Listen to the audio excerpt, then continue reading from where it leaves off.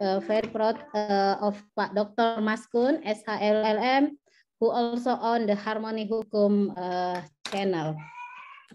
I'm so happy as the head department today because we can make a webinar today that's called Our Only One Earth. It's comments for the International Earth Today. The award that, as we know, the World Environment Day on 2022 global campaign is called Only One Earth for transformative change. The policies and choices to enable cleaner, greener, and sustainable living in harmony with nature. It will focus on the need to live sustainably in harmony with nature and our possibility, of course, for shifting to a greener lifestyle through both policies and individual choices. Only One Earth was the motto for 1972 Stockholm Conference. 50 years on, the motto is as pertinent as ever. This planet is our only home, and humanity must safeguard its finite resources. The year 2022 is in a historic of milestone for the United Nations Environment Program, or UNEP, and the global environmental community. It marks the 50th anniversary of the establishment of UNEP as an outcome of the Stockholm Conference. It is also coincides with the high-level Stockholm 50th International Meeting. This emblematic event serves as an opportunity for the international community to strengthen cooperation and show leadership in the transformation toward a sustainable society.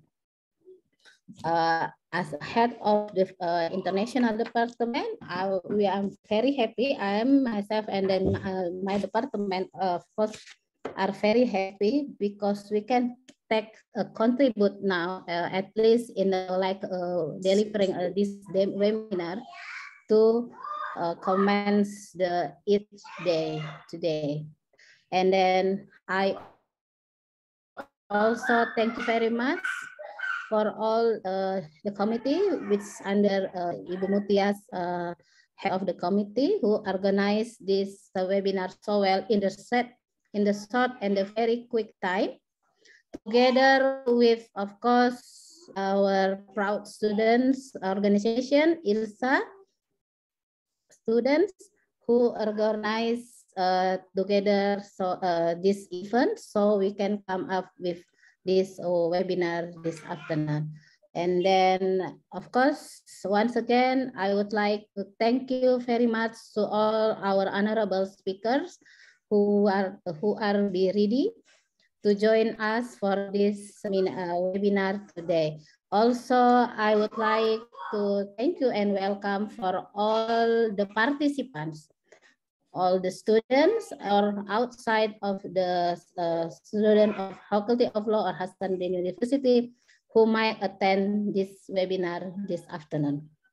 Welcome to the webinar, and then let me, as presented as the representative of the faculty, as the I will officially open this webinar. Bismillahirrahmanirrahim, and then I will give to MC. Thank you very much.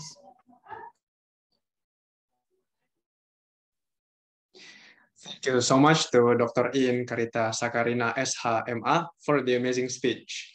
Moving on to the panel session, I would like to please our moderator, Ms. Nurul Habaib Al-Mukarramah, for moderating the panel session. Time and screen is yours.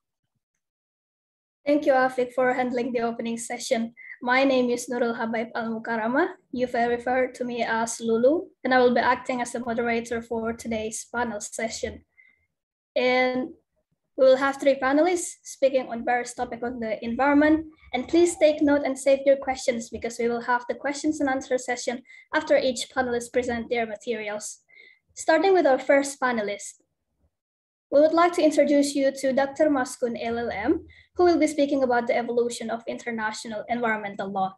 Dr. Maskun is the head of Legal Study Program, Faculty of Law, Hasanuddin University, and a member of International Union for Conservation of Nature of IUCN. He has published various research on international environmental law in several journal articles, book, conference, proceeding, and others. Some of his works are a book chapter on policy evolution and global environmental principles in environmental law, and a book concerning understanding unwritten law through written law, empirical effort in preserving Sub-Sulawesi mangroves, published by NAS Media. To Dr. Maskun, screen is yours. Okay, thank you so much, Lulu, for introducing me. And then, first of all, I would like to asking all of you to say thanks to God for giving us opportunity, health, and so on to us, and then to the Prophet Muhammad Sallallahu Alaihi Wasallam. And then I would like to say thank you so much for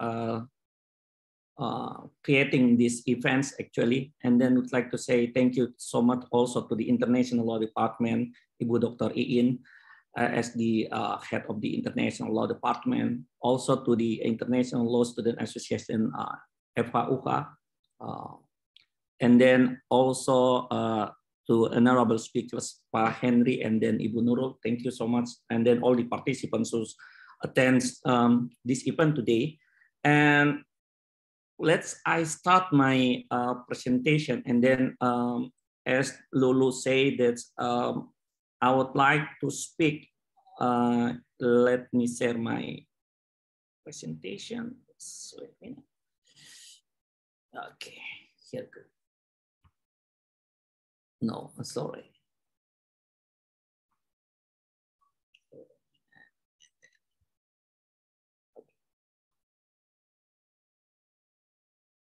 Okay, I will start my presentation today as the committee asking me to deliver evaluation of the importance of international law.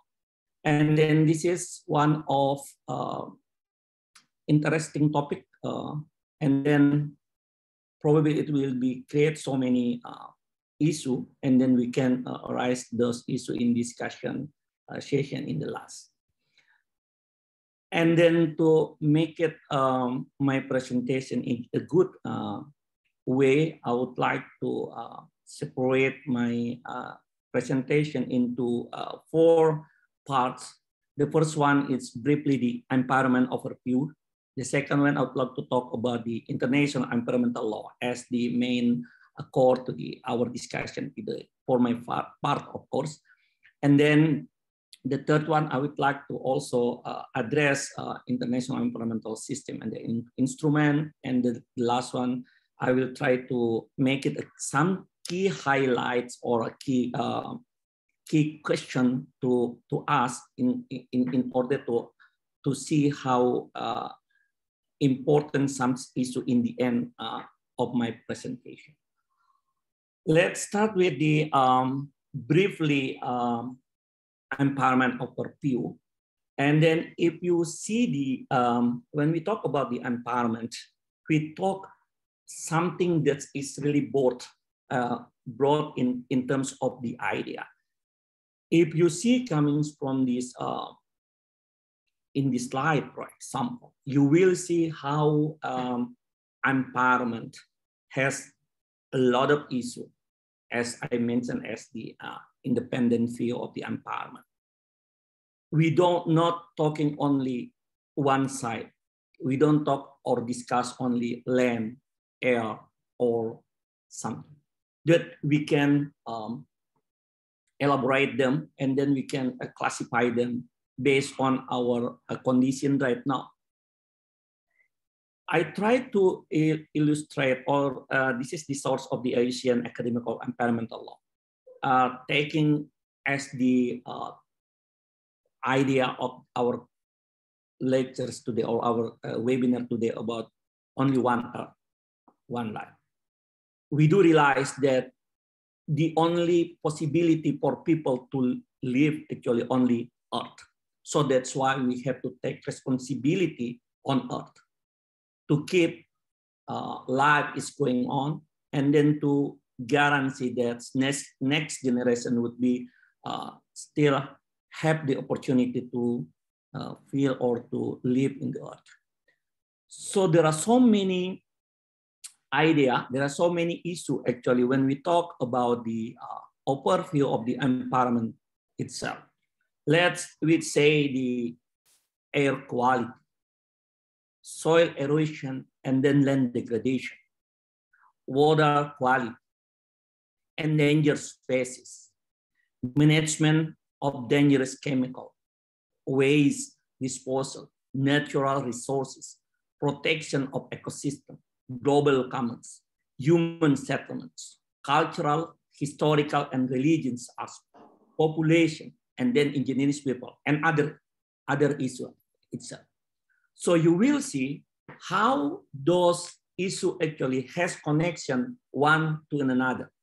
So that's why in my mind, in my understanding, when we talk about the environment, we talk that something is really complicated. Why it is complicated? Because it has connection one to another. As we see right now, every time, or let's say today or in this year, since January to June, we couldn't say we can predict the weather in Indonesia, in Makassar, for example. Sometimes we feel rainy in the early morning, but and then move to the hair, and then in the afternoon that's rain again. So there's something you can predict the weather situation. And this question is why it's happened actually. This is one thing that people realize that there is something wrong with the environment itself. But the big problem is, should we realize that this is the cause of this environment, well, what we feel right now. And then technically, such as I write it down in front of you, you can see every time those issues exist surrounding us, okay? We find out the endangered species, for example, and then probably our next generation do not have time to see some species again because they are already extinct, for example. And then let's take an example also, for example, the dangerous chemical that's, let's say, resulted from the pandemic COVID-19, for example. There are so many issues actually, soil erosion, degradation, and so on. And then if you see something that's probably can make us to think more about, let's say, population. How many people in Indonesia right now? It's almost 270 million people in Indonesia right now. It means that there are so many possibilities that people to take responsibility in one hand, and then because of what they should do, because there are so many people again. This is one thing that we have to thinking more and more critical related to the environment itself. That's one thing, the overview of the environment. And then when we see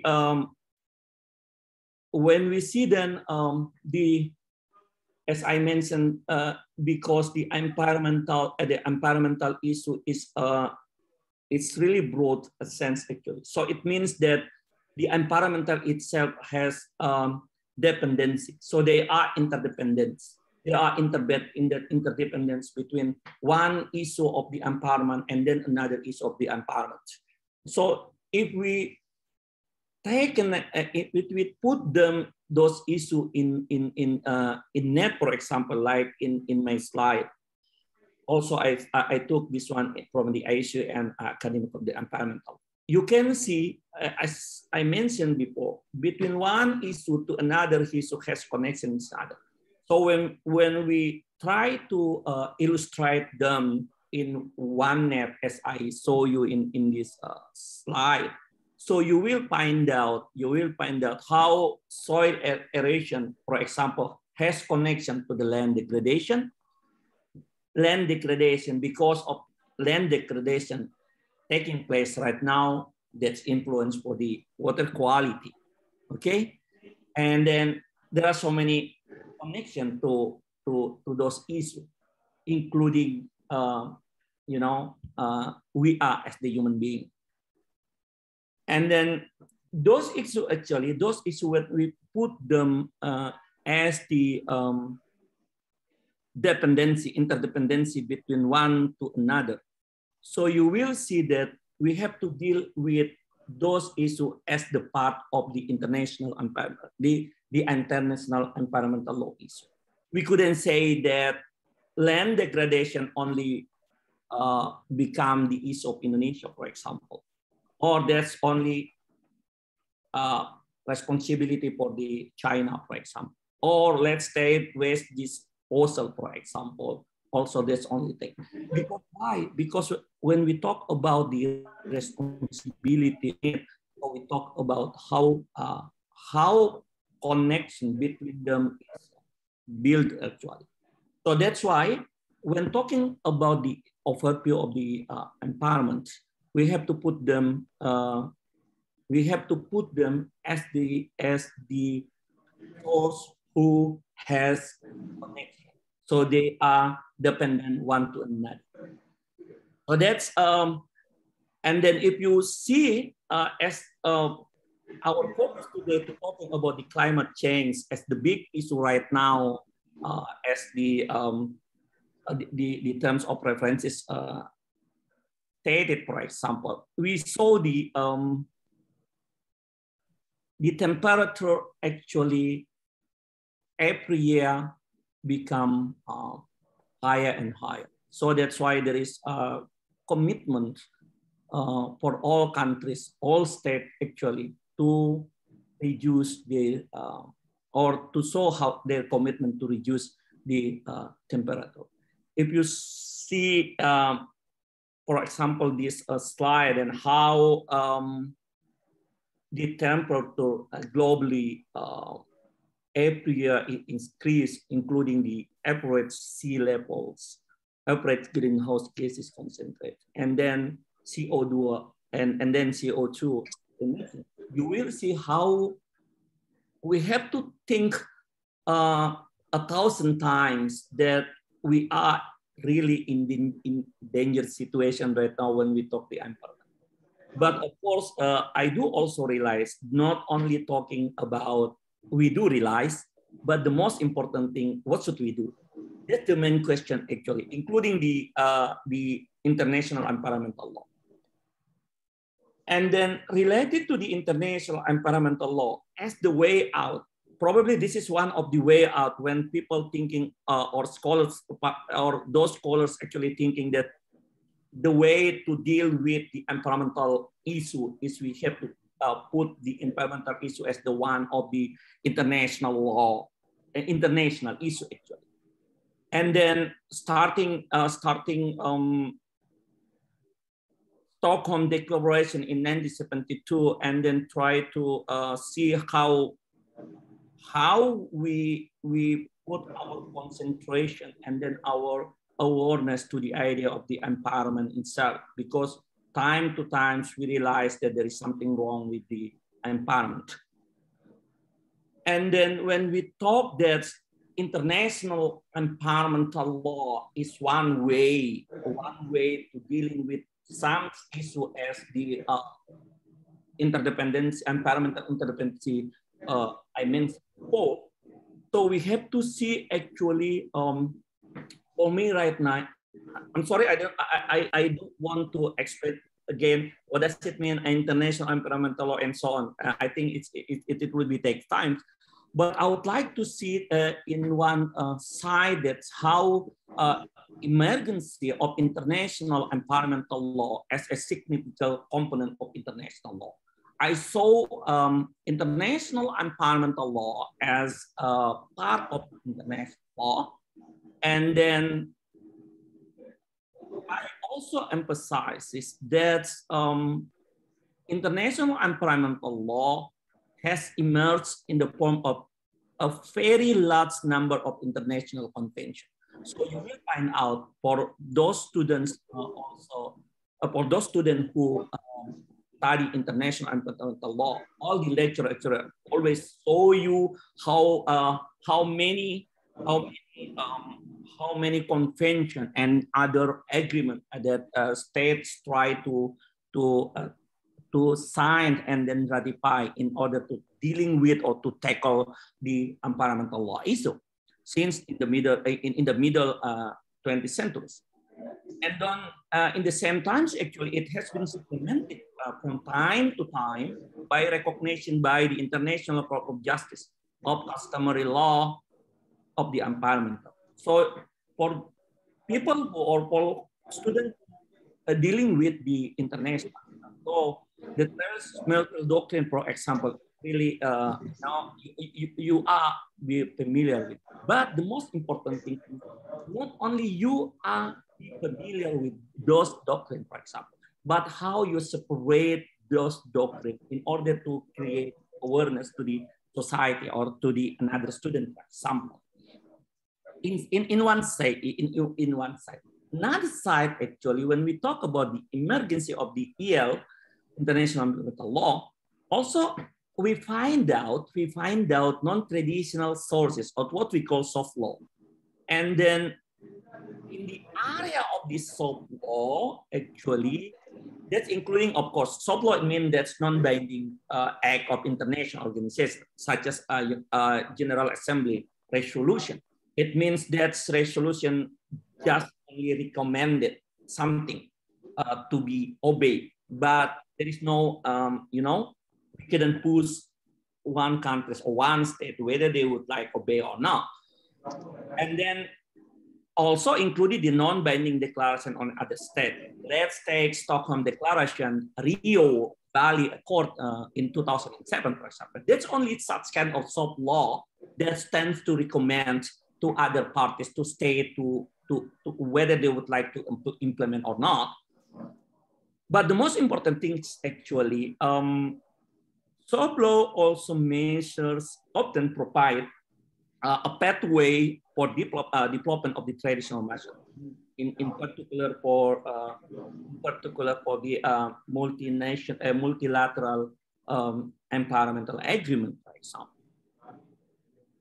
That's some debating in terms of the source of the EL itself. But another source, of course, there is some principle. Okay, there is some principle. Let's take a precautionary principle. You will find out the precautionary principle exists after the after this Stockholm Declaration, if I'm not mistaken, because when the precautionary principle we do not recognize in Stockholm in 1972. Another things that we have to pay attention also when talking about the emergence of the international. Of course, the concept and the principle of international environmental law. And when we talk about this principle, actually, some principle is really familiar with us in terms of the easy way to state. For example, sustainable development, or in Indonesia we call pembangunan berkelanjutan. It's really easy to state SD in our activity, actually. But the most important thing when we try to apply such kind of activities that should be aware or should be considered to the sustainable development as the concept, that's become another problem. As we know, when we talk about the sustainable development, we have to go to the Brundtland report in 1978. That's our common future. when Brundtland state that development that meets the needs of present without compromising the ability of the future generation to meet their own needs. That's one of the things that we also always state in some discussion, in some campaign, that we have to thinking about the next generation, blah blah blah blah blah blah blah. But again, we find out inconsistency. And then another principle actually, and then another principle that's related when we talk the sustainable development, for example, have become the part of the international customary law, have been adopted in international environmental convention, and then also have been incorporated in national environmental legislation. So when we saw how sustainable development try to be, applied, that's something probably Ibu Nurul would like explain more about how the SDGs concept, for example, related to the idea of this sustainable development. But I see this is one of the something that's would some kind of the emergency when we talk about this principle, because in the area of the concept, I think it's good enough. In the area of the concept, as Brundtland report in, but the way this principle actually go, this should be more and more exercised by all the stakeholders, including the state.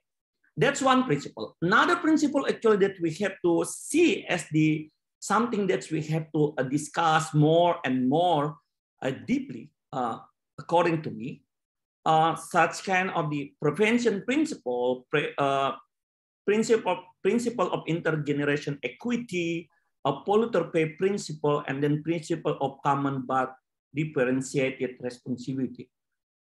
This is one things that I'm trying to thinking more and more when try to see those principles.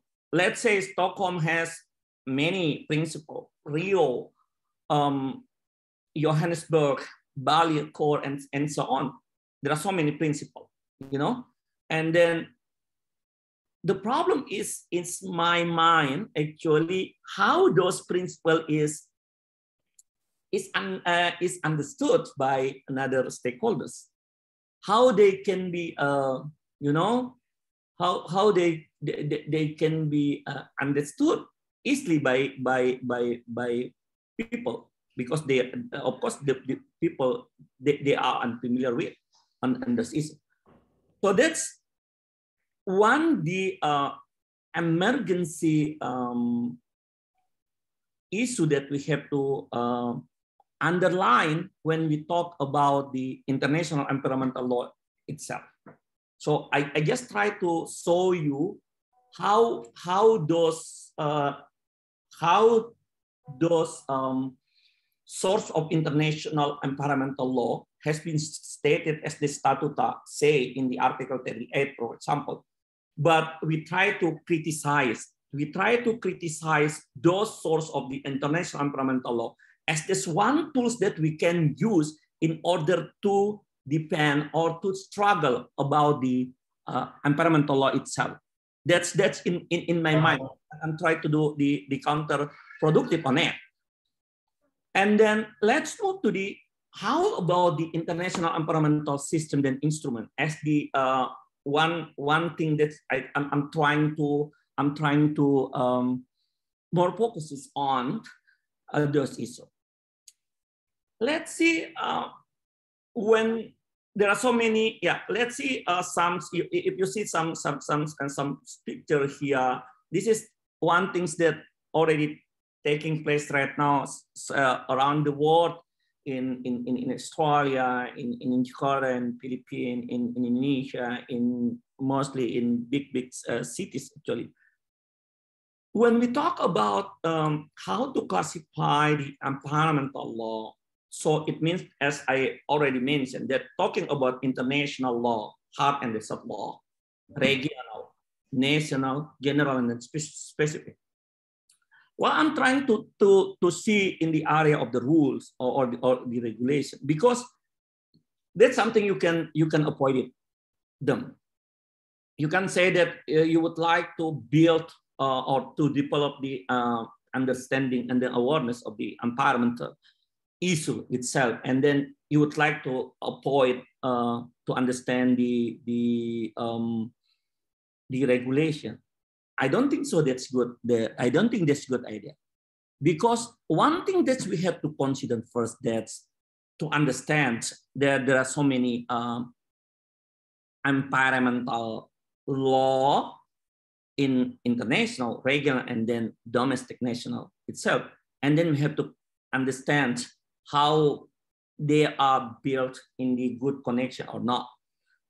Especially for those students, for all these participants who attend this discussion, this webinar today, for the international law or law student, I think you can easy to understand how they have connection between the international, regional, and then national or subnational connection in terms of the law itself.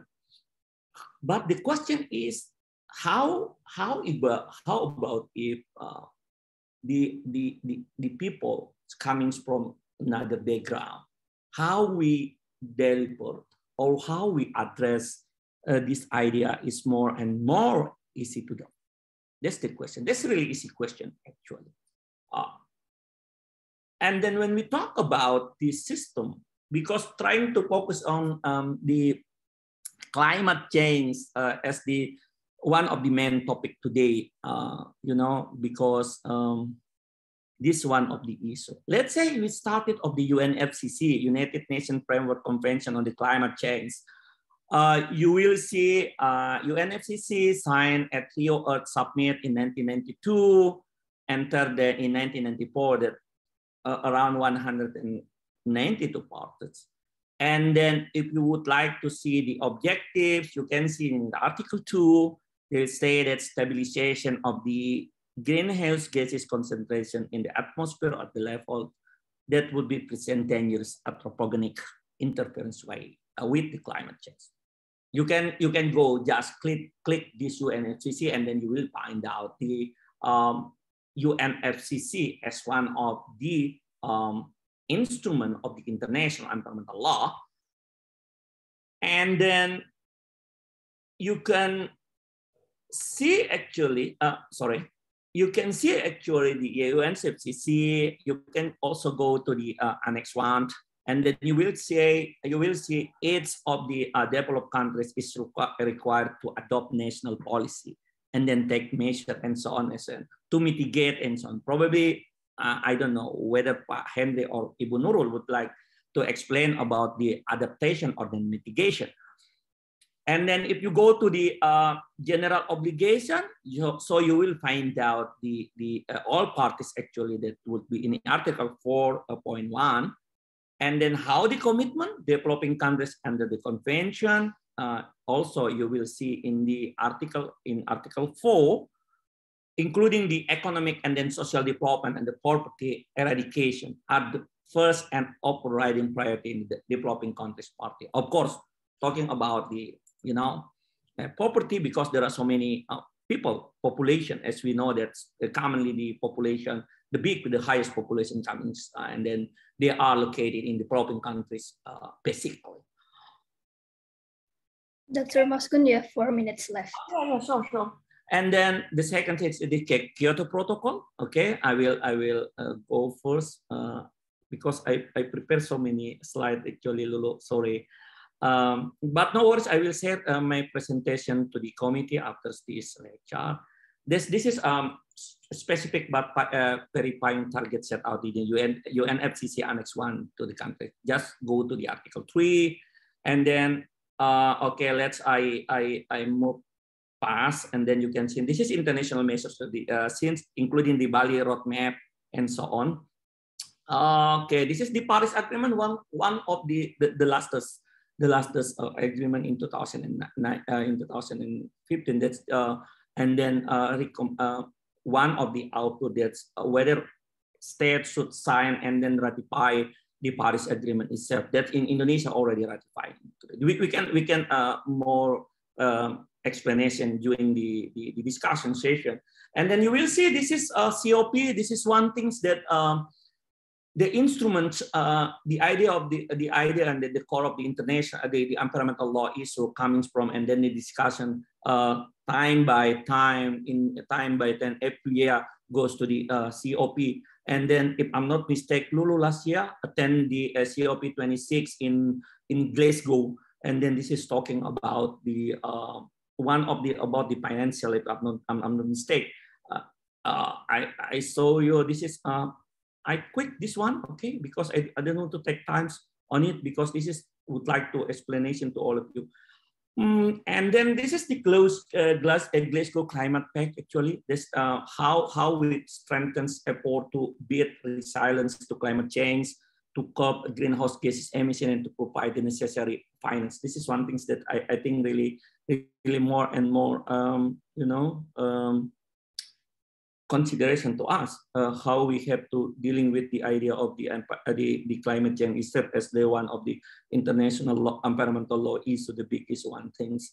And then also this is the urgency of enhancing ambition and action in relation to the mitigation, adaptation, and then finance. Because in last time, if I'm not mistaken, probably another speaker can correct me if I'm not mistaken, that in the Glasgow finance aspect, if I'm not mistaken, this is one of the critical decade to address gaps between current efforts and the pathway in order to fulfill as the Stockholm UN Certificate and Kyoto Protocol and so on. So that's it thing. We need more and more consensus and then commitment from another party. Also, the question is, after showing you a lot of slides just talking about the international environmental law system and an instrument, I'm sorry I couldn't explain more and more detail because of the time. But when we talk about the international environmental law needs to improve, I try to provide the four things that in my mind actually. You can add or you can criticize. It's really free for you. That we need a voluntary scheme have safe implementation. We need more and then more bilateral arrangement, bilateral issue. Let's take Indonesia and Norway. Last time they signed letter of intent. Goes to the how to plant some trees and actually. And then recent trends actually also we need emphasize on the jurisdictional approach.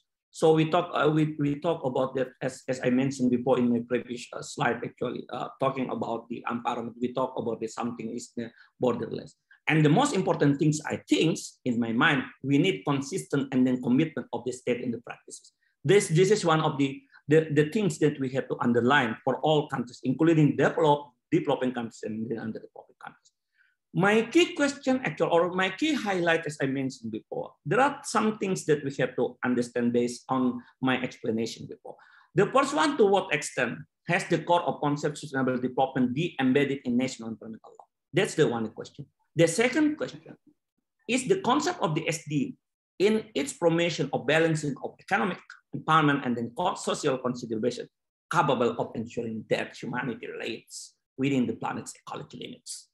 And then the third one, can some of the key principles of the international environmental law provide guidance for the development of or be reflected in national environment? So I just try to see how international law instruments would be in line with the national environmental law. Be more and more interesting discussion actually when we talk or we try to connect to the Undang-Undang Cipta Kerja, the law number 11/2012.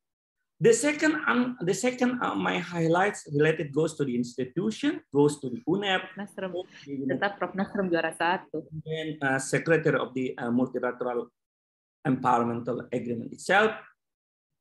To respond the financial aspect as one of the Glasgow fact, we talk about the financial institution, and then of course the non-government organization. This would be in international level, probably no problem, but in national level, there are some changes in terms of the regulation, including Indonesia. The position on NGO itself, it would be in threat situation actually, because there are some limited how the non-government organization can be involved in some of the environmental laws. The last one I would like to say, I'm sorry, this is not promotion actually, but this is one way me and my friend and my community try to build the awareness. And then one things that we have to do with Lulu, and then you can please share, comment, and then subscribe. Our new video will be tomorrow, Solusi Perubahan Iklim, Anak Muda Mesti Bergerak. This is one thing that we can contribute in reality actually. Thank you so much. Assalamualaikum warahmatullahi wabarakatuh. Dan saya kembalikan. And I return to moderator. Thank you so much, Lulu. Thank you, Dr. Maskun, for the very critical yet very fruitful presentations. To all participants, I already know that you have many questions, so we can move on to the 15 minutes for Q&A session. If you have any questions and you wish to ask it directly, please raise your hands by clicking the raise hand button, or if you don't wish to ask your questions directly, you may click it on the chat box, type your questions, and we can read it for you.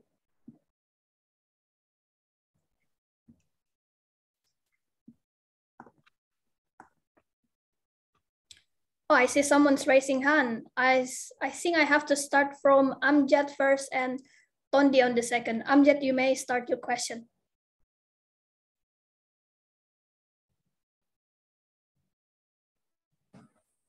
Okay, sir. I would like to ask, in your opinion, does the current international environmental law have met the needs of the present without compromising the ability of future generation, like Brundtland report have said? What do you think, sir? Okay. Can you repeat your question, please? So yeah, if I may repeat. So Amjad have actually asked, in your opinion, does the current international environmental law already meet the needs of present without compromising the ability of future generation, like how Brundtland report have stated before? Yeah, okay, thank you so much for the question. Actually, when we talk about what the international environmental law provided right now, if we goes to the regulation and then some instrument, and I mentioned in my last they already state all things, including that what COP do every year, okay, every year, time to time thinking more and more critically in order to, you know, to fulfill or to concretize what the Brundtland say in 1987. And then this is the challenging actually. This is the challenging actually when we talk about for the future generation in my mind. So if the question is whether it's already made, I would say yes. If the approach is, but I think, but the most important thing is how the international environmental itself can be socialized in simple words actually, in order to ask other people to understand. That's one challenging actually. That's one challenging actually. That's we have to thinking. Let's take an example. For example, we are as the university students. The question is, what should you do in terms of the climate change issue, for example? You don't want to say, although you don't want to think too much about the regulation itself, because the regulation always, you don't want to do blah, blah, blah, blah, blah. All the principle already blah, blah, blah. For example, the principle of common and differential responsibility. All state has common responsibility. But when talking about the damage, for example, they have to be responsible based on this, what they should do. That's what we call this state responsibility, you know, talking about state, absolute, and then the ability based on form. So the things that I would like to address in this webinar, actually, let's meet all the international environmental law regulation, what they have already write it down. And then we try to, you know, interpret those regulated in simple way. That's I think that's we have to looking for rather than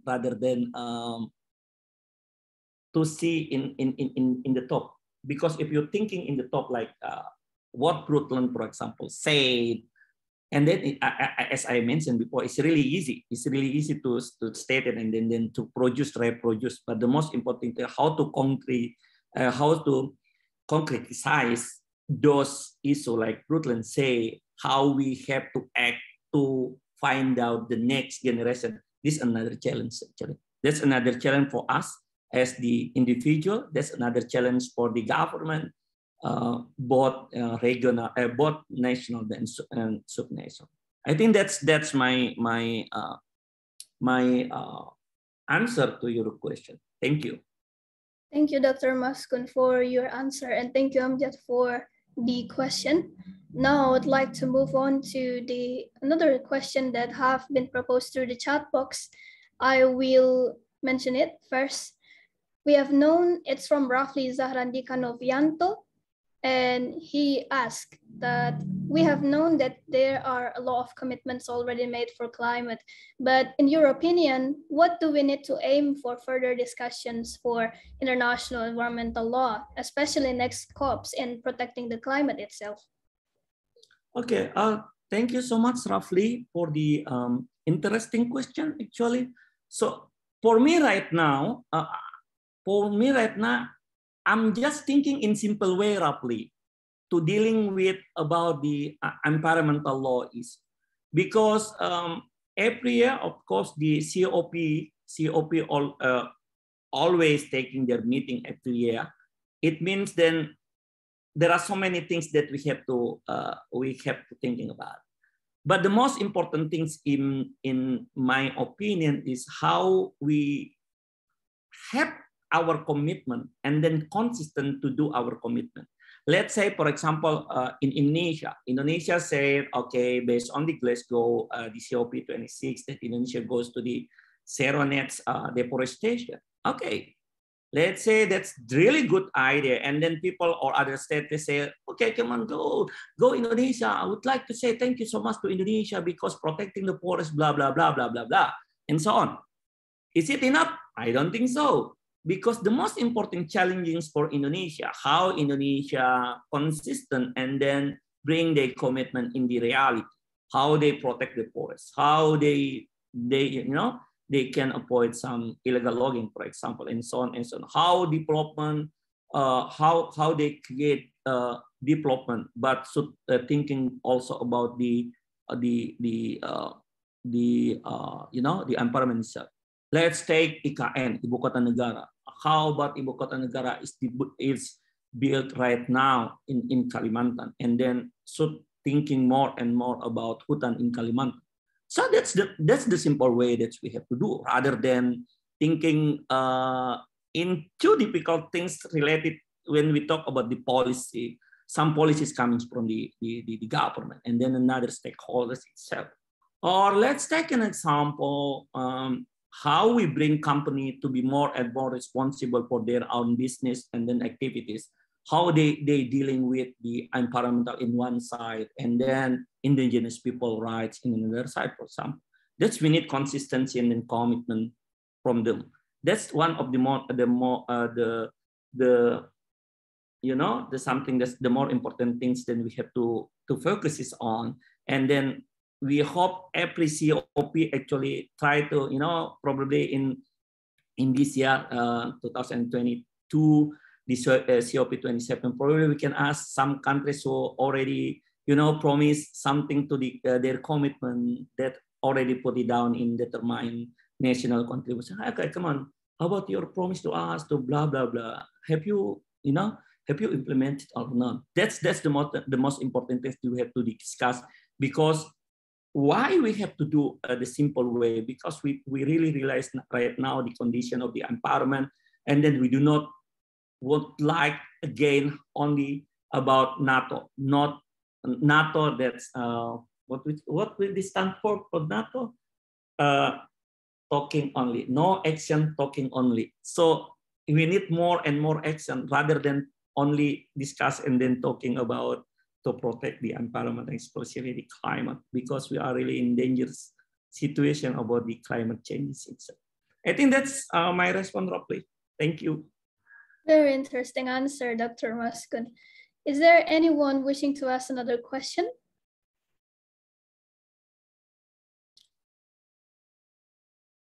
Seeing none, I think it's already enough. Your answers have already covered all the expected questions, actually. So thank you so much, Dr. Maskun, for the very fruitful presentation and also all the answers to the questions. Now, we would like to move on to the second panel session.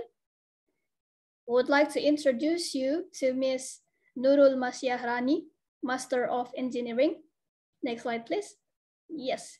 She will be speaking about the implementation of SDGs in combating climate change, focusing on sustainable consumption and production. Ms. Ia is, next slide, please. Ms. Ia is a junior research fellow in SDG Center, Hasanuddin University. She is a researcher in the Research Innovation Division in PT Mall Sampah Indonesia. She is also a junior lecturer in environmental engineering, Hasanuddin University.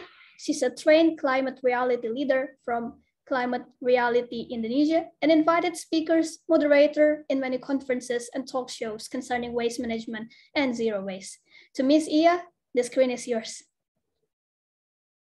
Okay, thank you very much for the moderator. So my name is Ia.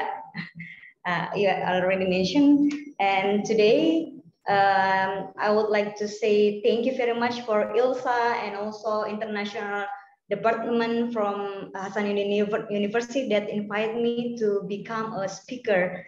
And when the committee invited me, and as a SDGs, a representative of SDGs, what I really think is how I deliver about their behavior. So that's why I would like to focus on SDGs number 12.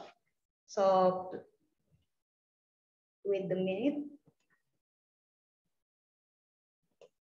And before I started, maybe I will combine the languages, because the committee never mentioned before that I have to deliver in English, but all of the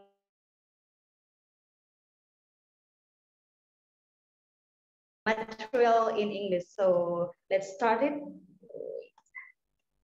Okay. So why it's really important, moderator, can you hear me?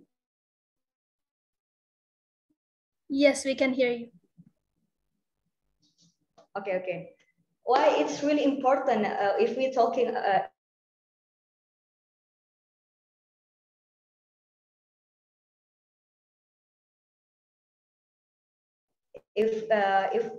why as a society that lives in the world. So that's why I put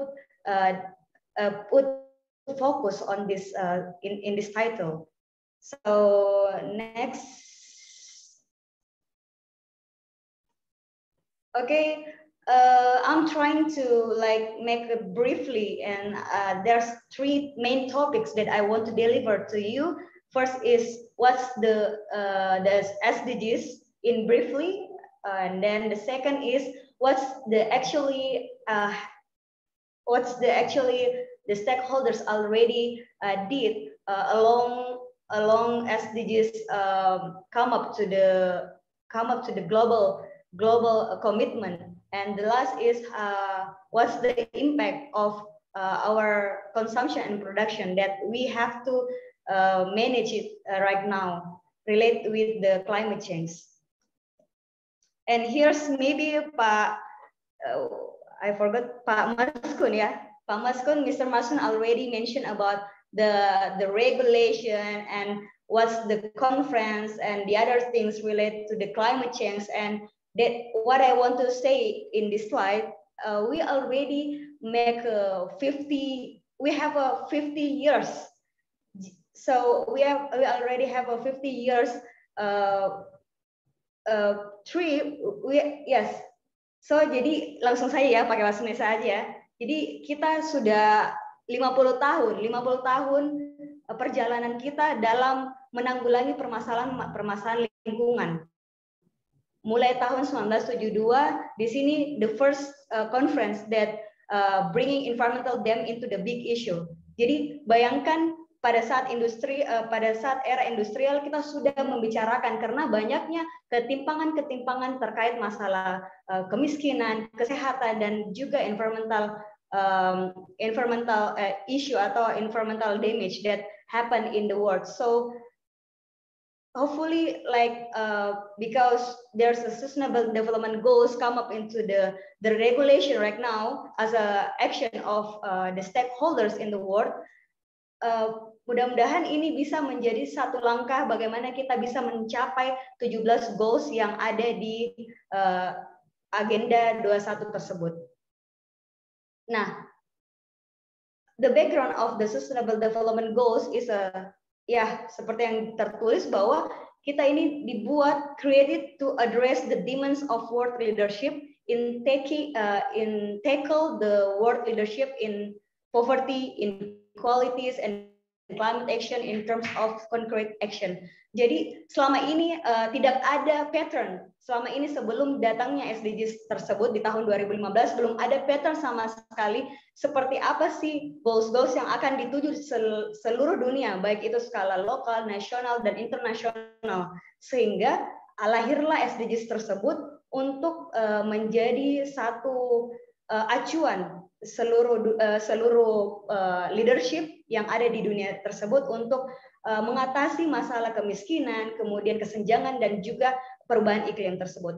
Dan adapun the purpose of the sustainable development is how we provide the needs of the generation right now without compromising meeting the needs of future generation. Jadi di sini yang kita emphasize bagaimana sih kita menyediakan keperluan manusia saat ini tanpa mengorbankan, mengkompromis kebutuhan generasi selanjutnya, sehingga tagline dari SDGs tersebut meng-highlight bahwa no one left behind. Bagaimana maksudnya itu? Ya bagaimana negara miskin, negara berkembang dan negara maju itu bersama-sama berpartnership untuk mengovercome the issue, especially for the climate change. Nah, seperti itu. Jadi kalau kita bahas terkait SDGs 12 yang berkaitan dengan responsible consumption and production, itu pastinya sangat berkaitan tentang bagaimana sih suatu negara memanage sampah mereka, kemudian bagaimana si produsen memanage sumber alam yang mereka pakai, kemudian bagaimana sih mendesain suatu produk itu betul-betul sustainable, kemudian bagaimana melahirkan suatu produk itu bersih sesuai dengan regulasi-regulasi SOP yang ada, kemudian bagaimana kita menggunakan sustainable product dan mengurangi pemakaian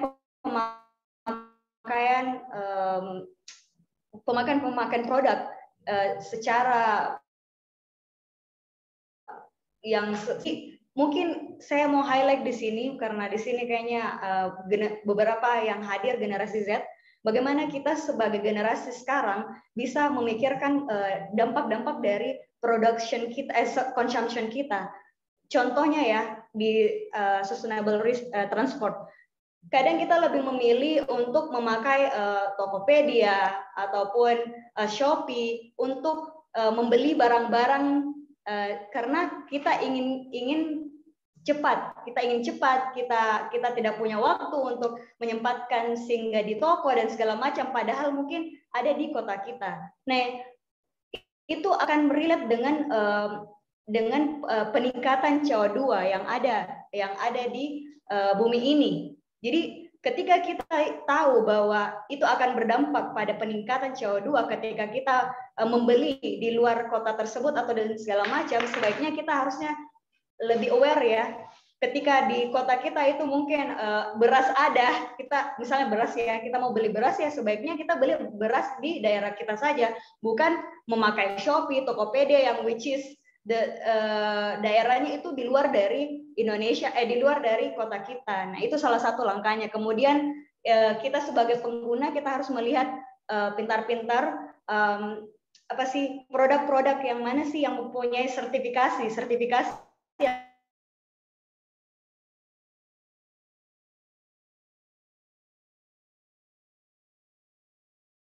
betul-betul sudah mengikuti SOP yang ekonomi. Ketika kita bicara SDGs 12 itu sangat berkaitan dengan circular economy, yang dimana sebelumnya kita selalu menggunakan paradigma linear ekonomi yang dimana kita membeli barang kemudian dibuang begitu saja. Nah, circular economy ini suatu model produksi dan consumption yang melibatkan terkait masalah penggunaannya kembali. Jadi ketika kita membeli barang, kita gunakan, kemudian bagaimana barang tersebut bisa di-recycling ataupun digunakan kembali ataupun kita membuatnya menjadi produk baru, seperti itu kurang lebih. Nah, ketika kita melihat dokumen SDGs dan fokus di SDGs, inilah poin-poin yang mereka deliver kurang lebih sama yang seperti slide sebelumnya. Bagaimana kita betul-betul mengimplementasikan 10-year Sustainable Consumption and Production Framework, kemudian bagaimana Sustainable Management and Use Natural Resource. Jadi ketika bicara tentang SDGs 12 ini akan berkaitan dengan pentahelix. Pentahelix itu apa sih? Nah, pentahelix itu sangat berkaitan dengan bagaimana all the stakeholders become one of the solution to overcome this SDGs 12.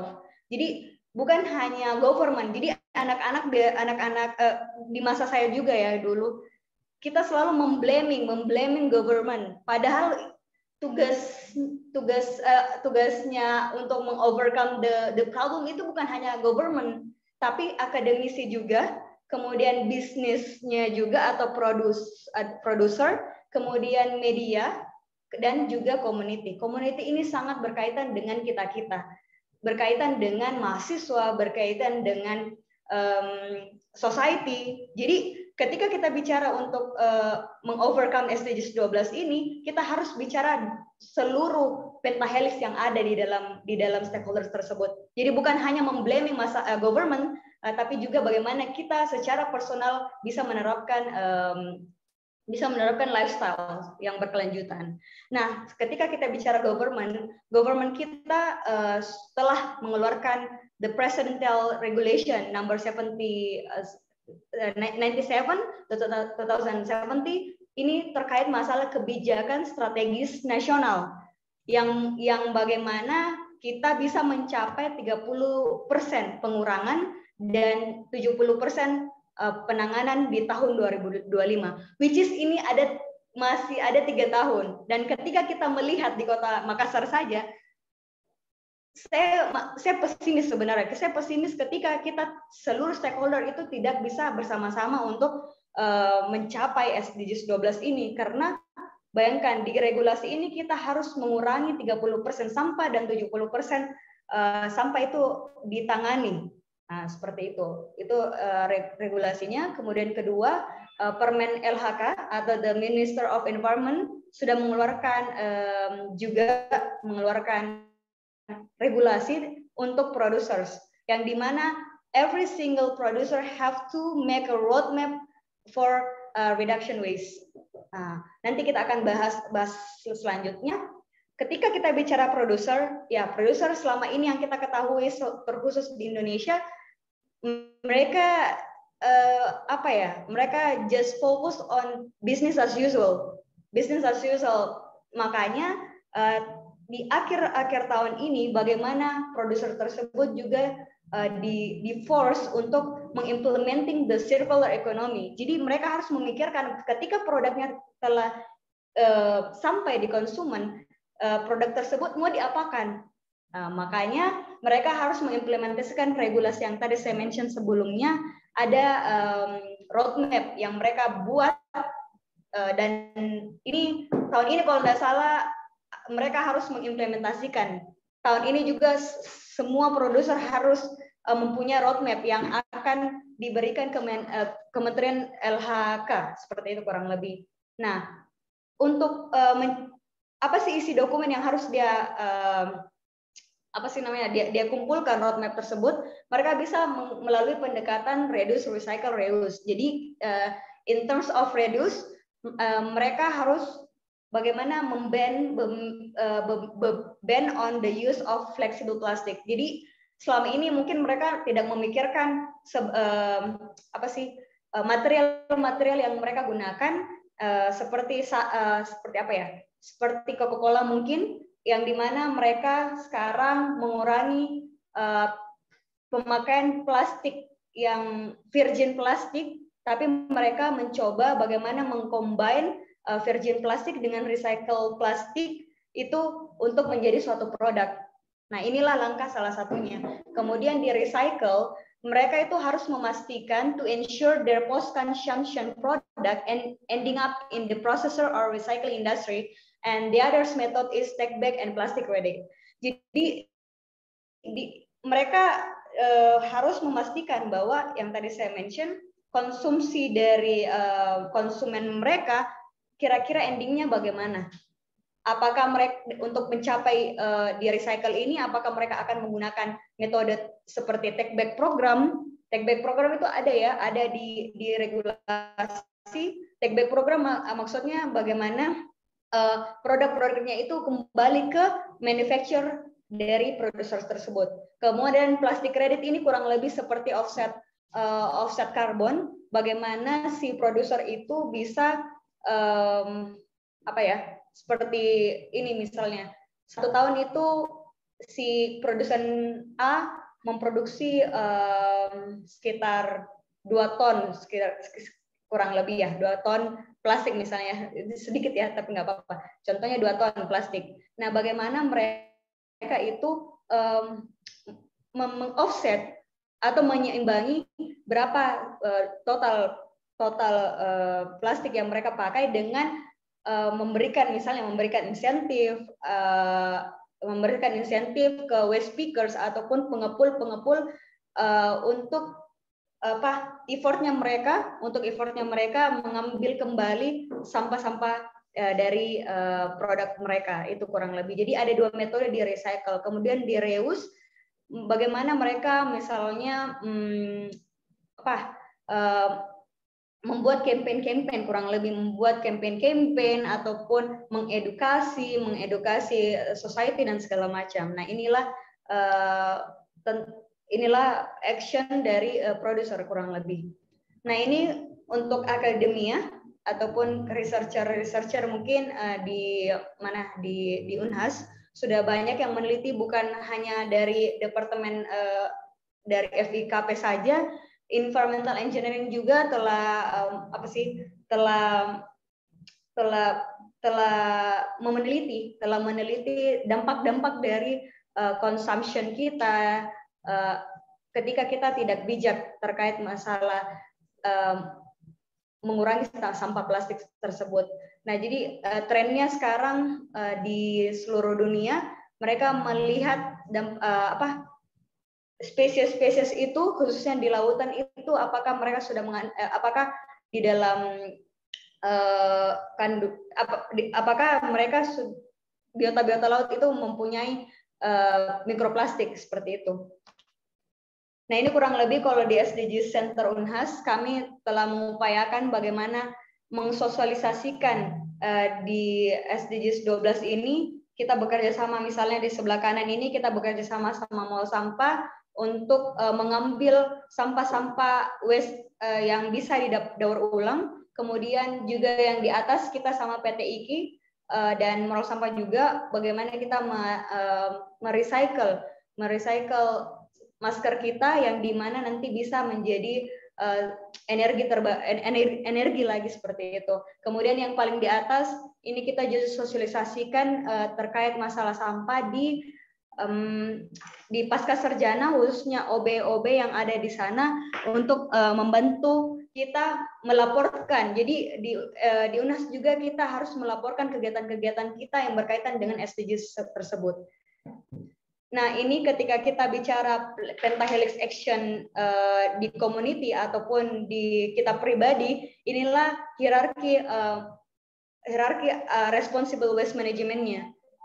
Yang dimana pertama kita itu bisa meredus. Jadi meredus itu bagaimana kita meminimalkan sampah yang kita gunakan sehari-hari. Jadi bagaimana kita merubah pola hidup kita untuk meminimalkan sampah yang digunakan. Kemudian kedua, reuse, bagaimana dari suatu produk itu kita bisa repair or reuse all the part of materials yang ada. Kemudian recycle, jadi bagaimana kita memilah mulai dari rumah, kemudian ketika sampah tersebut bisa di-recycle, kita bisa mungkin seperti kumpul, kemudian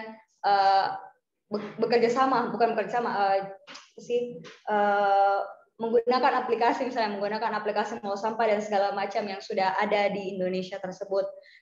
Yang dimana diharapkan ketika kita sudah memberikan recyclable waste-nya kita ke pihak tertentu, diharapkannya itu bisa menjadi material baru seperti itu. Kemudian recovery, bagaimana kita meng-offset karbon jika itu memungkinkan, jika itu tidak bisa di-recycle sama sekali. Jadi sekarang juga banyak platform-platform untuk kita bisa menanam pohon seperti itu, seperti carbon ethics platform. Kemudian disposal, jadi ini the last option ya, the last option from the responsible waste management hierarchy. Ketika memang seperti saset-saset ya teman-teman, saset-saset itu agak susah untuk kita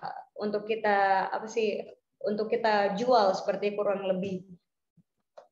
Nah ini kurang lebih dari Zero Waste US 2021 yang paling urgensi itu sebelum kita mengkonsumsi suatu produk, kita harus memikirkan baik matang-matang ya, kurang lebih seperti kita berpikir baik-baik apakah ini kita perlu atau tidak. Kemudian ketika memang kita akan beli, ini mau diapakan sampahnya seperti itu. Nah ini dampak the last chapter of this my presentation. Jadi why we need to implement the kind of sustainable lifestyle in our life, karena seperti yang tertera di slide tersebut bahwa kontribusi terhadap sampah yang tidak di manage dengan baik itu sampai 15% ke greenhouse gases emission, dan itu akan mengakibatkan pemanasan global dan peningkatan suhu yang semakin meningkat dari tahun ke tahun. Karena sampah yang tertumpuk di TPA itu itu akan menjadi licit, kemudian nanti menjadi gas metan CH4. Dan di sini dimention bahwa ini 21 lebih toksik dibandingkan karbon dioksida. Jadi gas metan itu lebih toksik dibandingkan karbon dioksida seperti itu. Jadi inilah urgensi kenapa kita perlu melakukan suatu perubahan khususnya di lifestyle kita. Nah ini evidence, jadi saya akan menunjukkan evidence terkini. Mulai dari tahun 2015 kita menjadi the second largest contributor to the marine plastic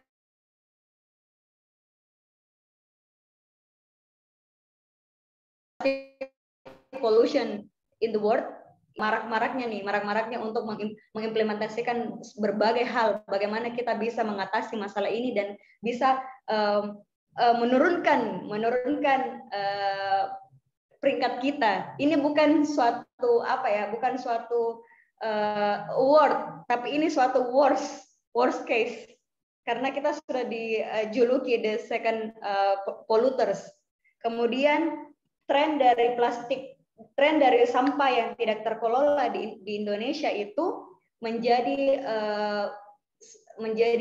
tren di berbagai researcher untuk melihat sampai di mana sih dampaknya. Nah, yang terkini itu seperti di tahun 2021 sudah ada mikroplastik yang ada di udara, dan juga di environmental engineering kita sudah melakukan experience tersebut, dan itu memang ada. Jadi di jalan-jalan dan di ruangan itu sudah banyak mikroplastik. Kemudian ini yang paling urgensi di tahun 2021 yang dikeluarkan oleh Ragusa, di mana plastik tersebut atau dalam hal ini mikroplastik itu sudah ditemukan di human placenta. Human placenta, jadi mereka mengambil sampel ibu hamil dan mereka mengambil darah dari ibu hamil tersebut dan melihat bahwa di darah tersebut sudah ada mikroplastik. Jadi banyak sekali evidence based scientist yang memang mempublish terkait urgensi sampah tersebut. Kemudian ini yang bisa mungkin kita lakukan, bagaimana kita mengimplementasikan sustainable lifestyle. Kita harus aware terkait sampah-sampah yang tentang konsumsi kita, seperti misalnya kita menggunakan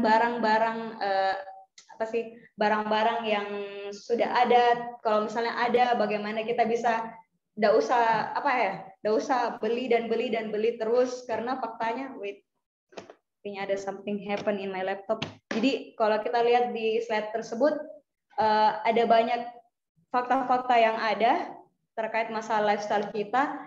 Yang saya mau highlight misalnya ketika kita orangnya suka belanja dan belanja.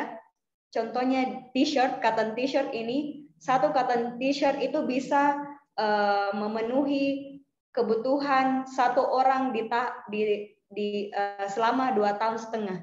Nah, can you imagine?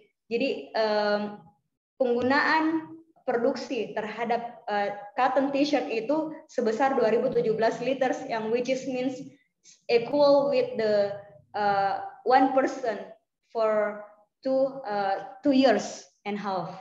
Jadi inilah fakta-fakta yang ada, sehingga memang kita harus menerapkan sustainable lifestyle dan juga responsible consumption di kehidupan kita. Kemudian ini urgensinya juga yang saya mau highlight, bahwa tim YKL terkhusus 2020 menyatakan bahwa banyak sekali fakta-fakta yang ada yang dari researcher. Banyaknya mikroplastik yang ditemukan baik itu dalam fish, kerang, ataupun fesesnya manusia, dan di berasnya pun kita itu sudah ada mikroplastik. Jadi ketika teman-teman semua yang hadir di sini tidak responsible terhadap consumption-nya kita, itu akan betul-betul berdampak terhadap ke diri kita juga sendiri, karena ketika kita membuangnya begitu saja, dua kemungkinan, dia akan terdampar ke daratan yang akan mengurangi estetika kota. Kemudian kedua, mereka akan berdampak menjadi mikroplastik di lautan. Nah, ketika plastik-plastik tersebut menjadi mikroplastik, apa yang terjadi itu akan berdampak ke biota-biota laut. Nah, biota-biota laut itu nanti akan mengira mikroplastik itu seperti plankton, sehingga mereka akan memakannya, kemudian nanti ikan tersebut akan dimakan oleh kita. Kurang lebih itu singkatnya. Jadi ini saya cuma mau mention bahwa that's the condition from our beach, baik itu di Tanjung Merdeka, Tanjung Bayang, dan Kayu Bangkoa di penyeberangan perahu, bahwa there's a lot of waste, unmanaged waste. Jadi kita tahunya cuma consumption, but we never really concerned about this problem.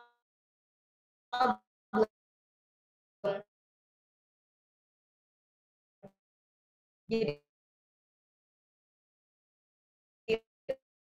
faktanya karena ketika bumi kita tidak baik-baik saja. The earth burden is getting bigger, populasi growth, kemudian human needs are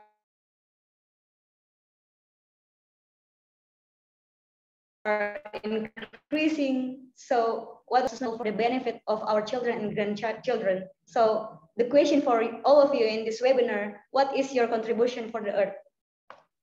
I think that's my contribution. Jadi di rumah saya selalu memilah dan juga menggunakan kembali seperti hampers di Idul Fitri. Saya tetap menggunakan kembali, menyimpan barang-barang saya di hampers tersebut yang kemudian ini plastik-plastik ini bukan saya yang buat, yang keranjang-keranjang ini bukan saya yang buat, kemudian yang tempat tisu dan tempat air ini bukan saya yang buat, tapi ini yang buat adalah nenek saya. Nah, seperti itu. Kemudian saya juga memilah, kemudian my recycle waste itu saya jual di mall sampah. Meskipun itu sedikit, tapi itu akan berdampak ke waste pickers. Jadi kita membantu waste pickers yang dimana mereka biasanya keliling mendapatkan sampah, tapi saya menggunakan aplikasi mau sampah dan akhirnya mereka bisa mengefisiensikan waktunya mereka untuk bekerja kurang lebih.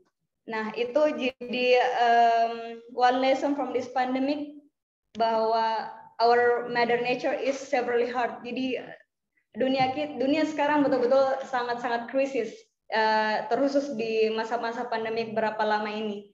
Sehingga kita memang harus bergerak, teman-teman. Dan ini salam dari profesor kita yang selalu saya dengar dan saya selalu put in my slide. Jadi untuk membuat planet tersebut juga healthy, sehat, kita harus juga membuat manusia-manusianya itu senang, seperti itu. Jadi ketika salah satu variabel planet tersebut akan tidak baik-baik saja, pastinya akan berdampak ke kita juga sendiri. Jadi be aware, be aware for all of the consumption that you use for all days. Itu pesan dari saya, dan sekian dan terima kasih. Thank you very much. I give it to you for the moderator. Thank you so much, Ms. Ia, for the very eye-opening presentations, and it really brings an awareness to us, especially in managing our own waste itself. Now we're moving into the question and answer session. If there is any of you wanting to ask questions directly, please raise your hands. Now I see someone. Tondi Edward, you may ask your question. Okay. Thank you, moderator. First of all, I'm so sorry that I have to turn my camera off due to my connection issues. Okay, I want to ask about your opinion. Speaking about the plastic pollution issue, why is it so difficult for the behavior change? There has been several regulations, like in Bali, with its regional regulation prohibiting single plastic, but still plastic pollution not yet controlled. So what's your opinion? Maybe that's my question. Thank you. You may directly answer the question, Ms. Ia. Okay, thank you very much. So if we talk about the difficult is maybe, yes, the knowledge to our society. That's the first thing, that sometimes people doesn't really aware, because they never know the impact of the plastic, and and for now, like, generation really like to how can I say, like, make it always simple. Like, they doesn't really want to doesn't really want to bring their own bag to the supermarket, but they just use the plastic that already provide in the supermarket. So if we as a society could be change our lifestyle, I think that's it will work it will worse of the regulation, because maybe I just want to criticize also, because there's no regulation that really put about the sanksi to the user, I mean the society, because it always changes, and it's just implementing in the Bali or the somewhere that government really focus on. But yes, my answer is just focus on how we build the capacity building of the society, because yes, as we know that we have all many islands, so I think all the stakeholders, not only government but also the NGO and also media, should become part of the solution. Example, how can I say, the NGO could have a program to build the capacity building in specific area that never know about the impact of the waste. That's my answer. Thank you. Thank you so much, Ms. Ia, for the very good answer.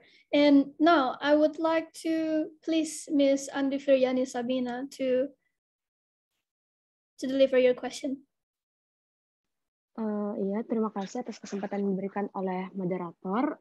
Mungkin pertanyaan ingin saya sampaikan kepada Kak Nurul Masya bahwa kita sering mendengar bahwa sudah banyak praktik di mana adanya perizinan untuk produk ramah lingkungan. Lantas pertanyaannya, apakah memang bentuk perizinan produk ramah lingkungan tersebut ini istilahnya apakah memang benar-benar ramah? Karena mengingat dari praktiknya, kalau banyak perusahaan-perusahaan besar yang berlomba-lomba untuk mengiklankan produk mereka untuk terlihat lebih hijau istilahnya. Dan pertanyaan selanjutnya, apakah tindakan ini bisa menjadi bentuk greenwashing? Thank you. You may answer the question, Ms. Ia. Yeah, sure, but I didn't hear about the second question. Can you repeat? My question is whether or not that this kind of action is as the greenwashing. Oh, oke. Thank you. Oke, jadi bicara masalah greenwashing, ini ya banyak produsen yang akhirnya menggunakan misalnya packaging yang berwarna hijau misalnya ya. Kemudian labeling, dan mungkin teman-teman yang sudah menonton saya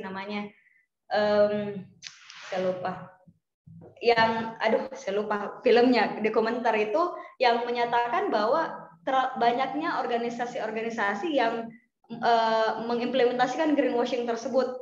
Nah, maka dari itu kalau saya personal, maka dari itu kembali lagi terkait masalah knowledge kita sebagai consumer.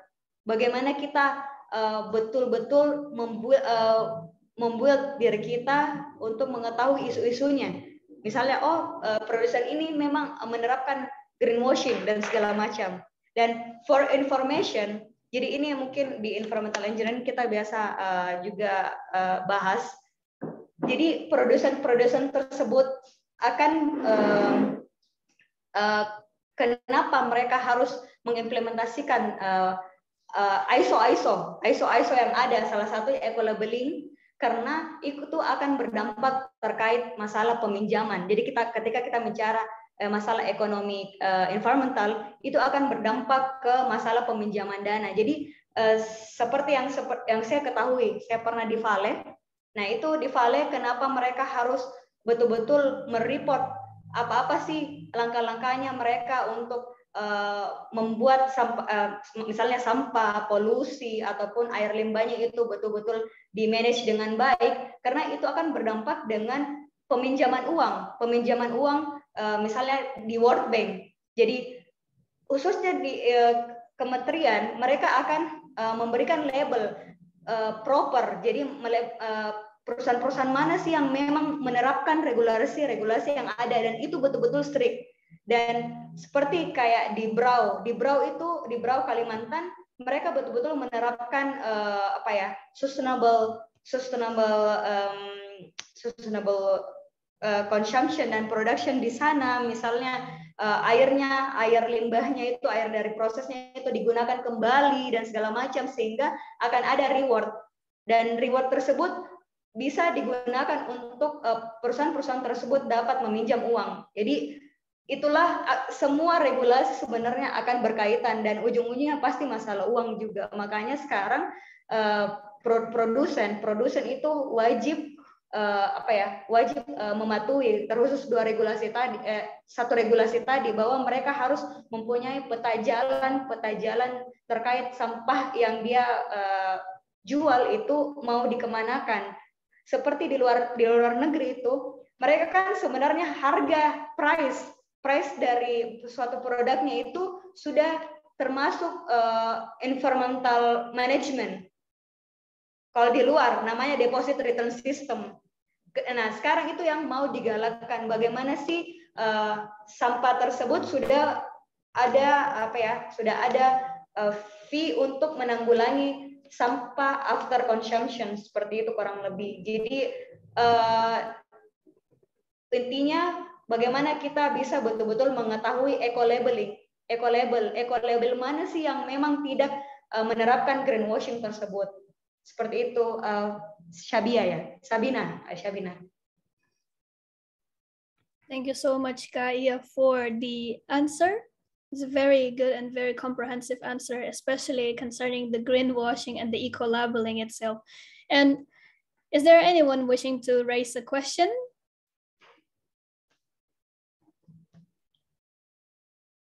Seeing none, that marks the end of this panel session. Thank you so much, Ms. Ia, for giving us a very, very good and critical assessment, especially on the SDGs 12. We are really grateful to have you on this session. Thank you so much. Now, thank you. Thank you. Now we are moving on to our next panelist, our last but most awaited panelist. Would like to introduce you to Mr. Hendry Surya Wicaksana, Bachelor of Science. He will be speaking about the future of climate change, youth as future climate leaders. Mr. Hendry is, next slide, Communications and Social Media Manager at Tisagro.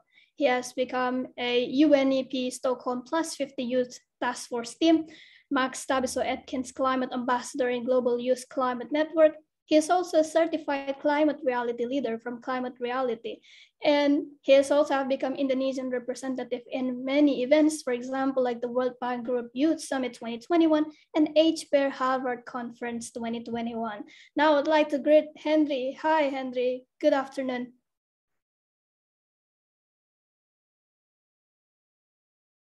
Fine. It's warm here in Jakarta. It's the hot center of Indonesia here.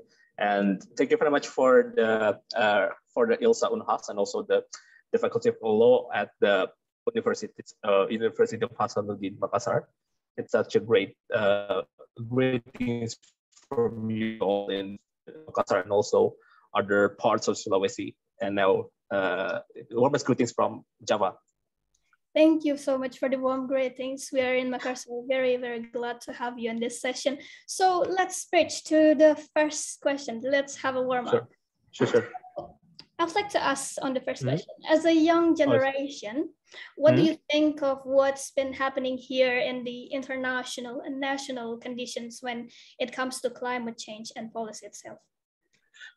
Oh, okay. Yes. Regarding to the situations regarding to national and international conditions regarding the climate actions and also the climate change. So we realize that the climate change, the actions effect is real, and now also many people many youths also having aware in the climate actions that how to the importance of the climate actions for the mitigating climate change. But despite of many people are still having the sarcasm and also still denying the actions of the climate actions. So yes, regarding to the effects to the national and international, I will start from the international things. And now this week, the last week, we international in the UNEP and also the World are just globally they are just held the 50 years of the Stockholm Conference, and that marks that called the Stockholm Plus 50, and also it marks a day of the the World Environment Day, which is urges people to having the straightforward to issues to having the actions to mitigating climate change, and also to combating the climate issues, the climate crisis, and also to finding the real solutions to upcoming that will be discussed in the upcoming conferences like the COP27 will be held in Egypt, and also other global conferences as well. And yes, like the nationally in Jakarta, especially in Jakarta, and also in other parts of Indonesia, we are realizing that the world is now today is getting cold, it's getting hotter, it's getting there are many parts of the cities that experiencing the floods, and etc. It also happened because of many of the coastal cities areas, and also major cities, including the Jakarta, including the Bangkok, Manila, and other coastal cities that facing the sea level rises, and it's really real. That, and also there are some of the reports that that say that some parts of Jakarta, I guess I don't remember how percent is that some parts of the Jakarta will be sinking in 2050. Yes. And also regarding to the global things is temperature is still rising. Sorry, it's quite inaudible. Yes. Apologies. Okay. Yes. And also the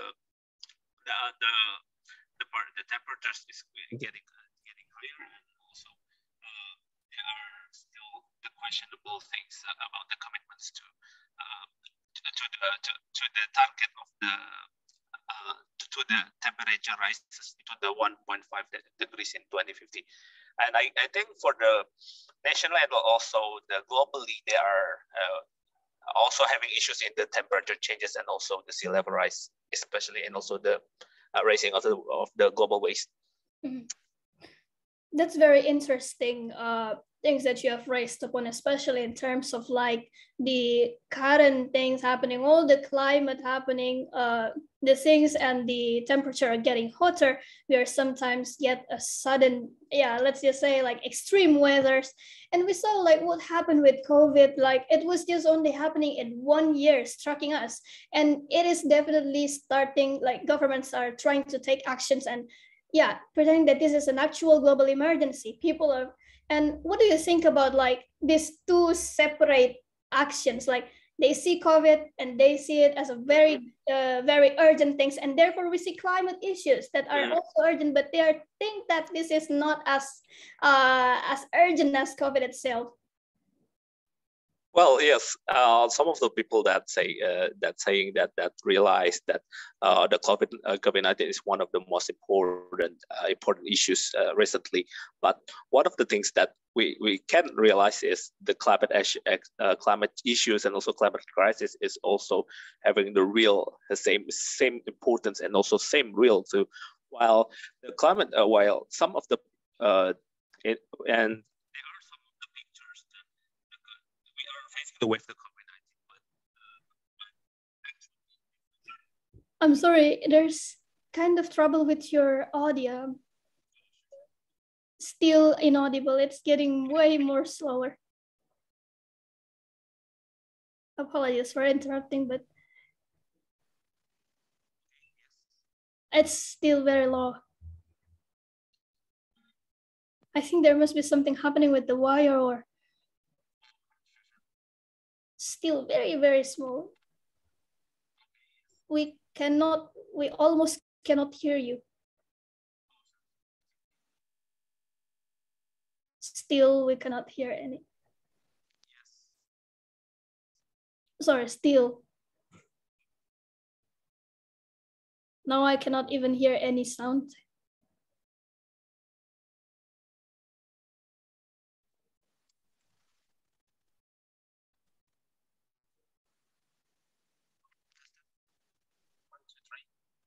Okay, yes. Okay. Still.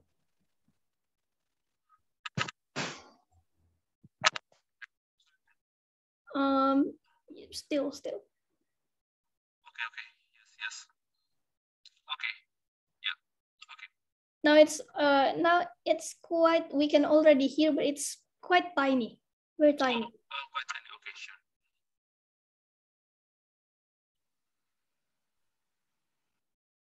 Okay.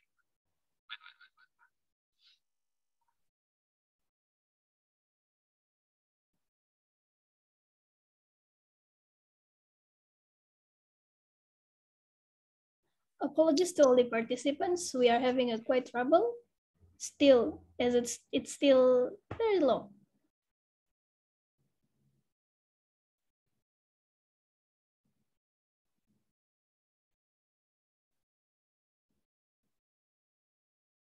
Yes.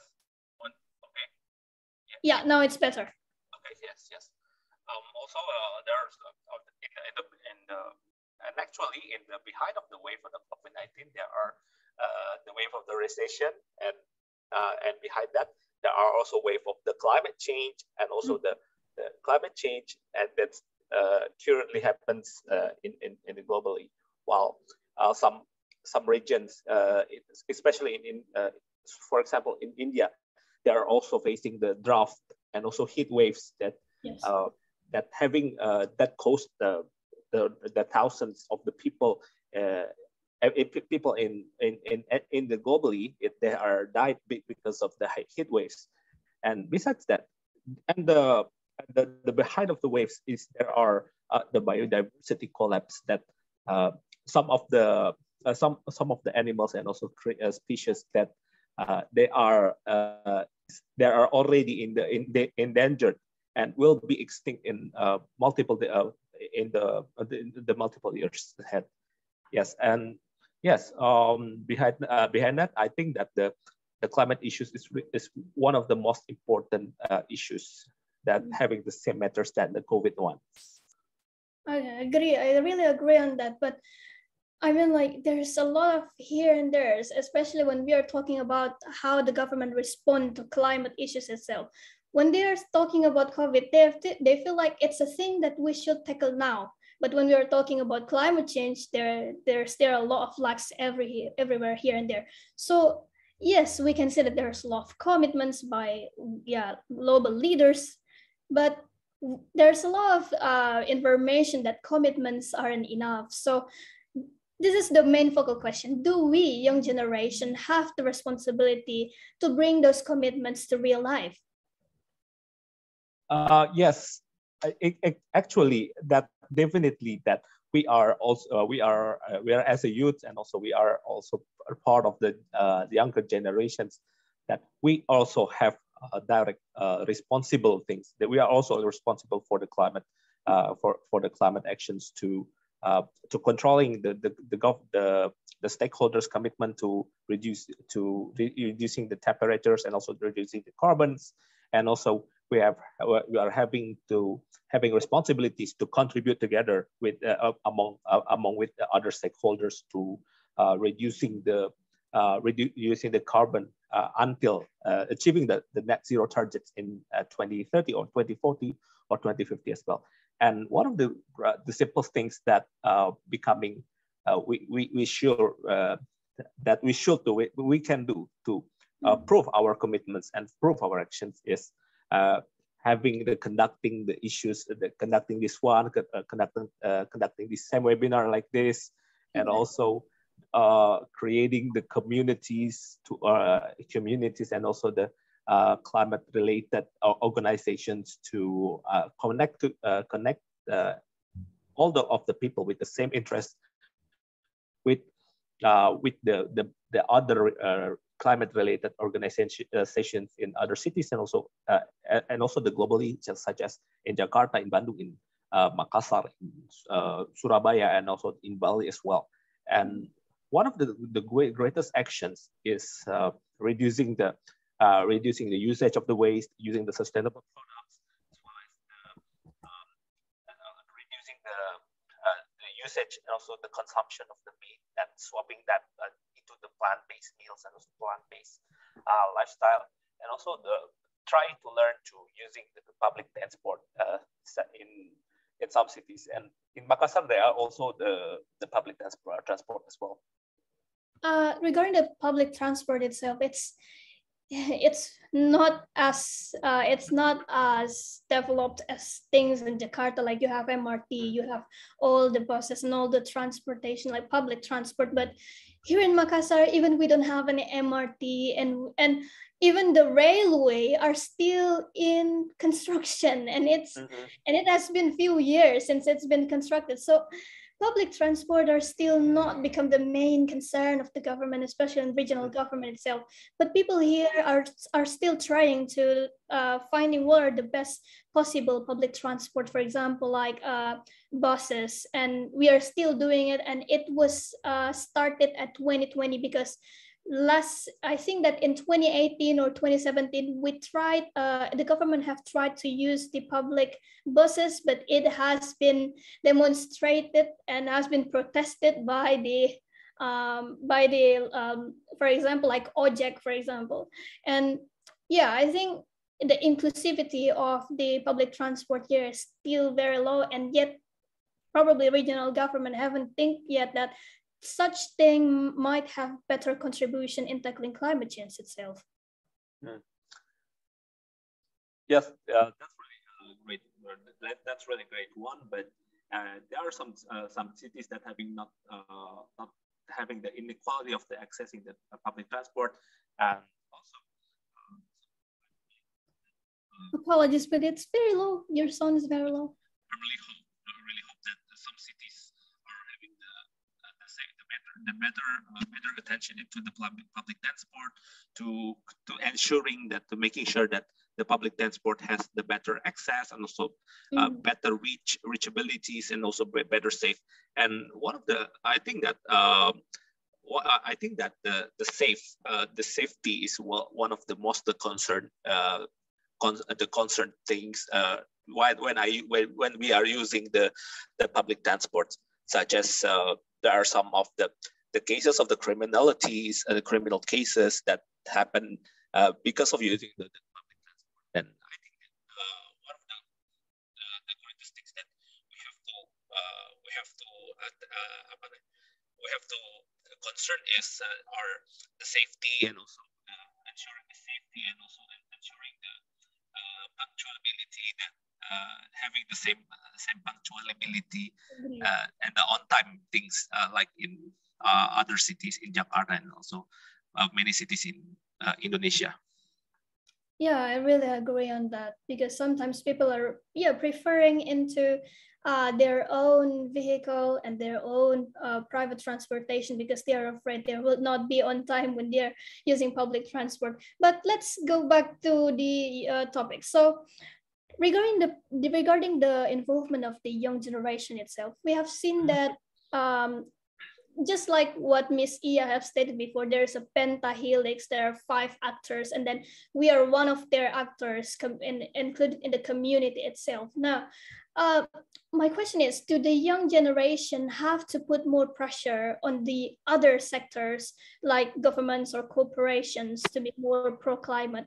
And if yes, how do we do so? Okay. Besides that, the challenges that faced by other stakeholders, that through us as the young activists and also young climate actors as well, and also other young climate enthusiasts as well. Yes, one of the we have to do is first of all is we can doing the bold actions. We can still having the bold actions, the be brave to do some of the climate actions from the smallest things that also we also can learn together, learn from the other experts and also other related stakeholders, that we can learn about the communication skills and also the negotiations and also the other ones. Then there are so many challenges to achieving anything, including the achieving the actions to achieving the climate action targets, also and also other targets to minimizing the carbon footprints as well.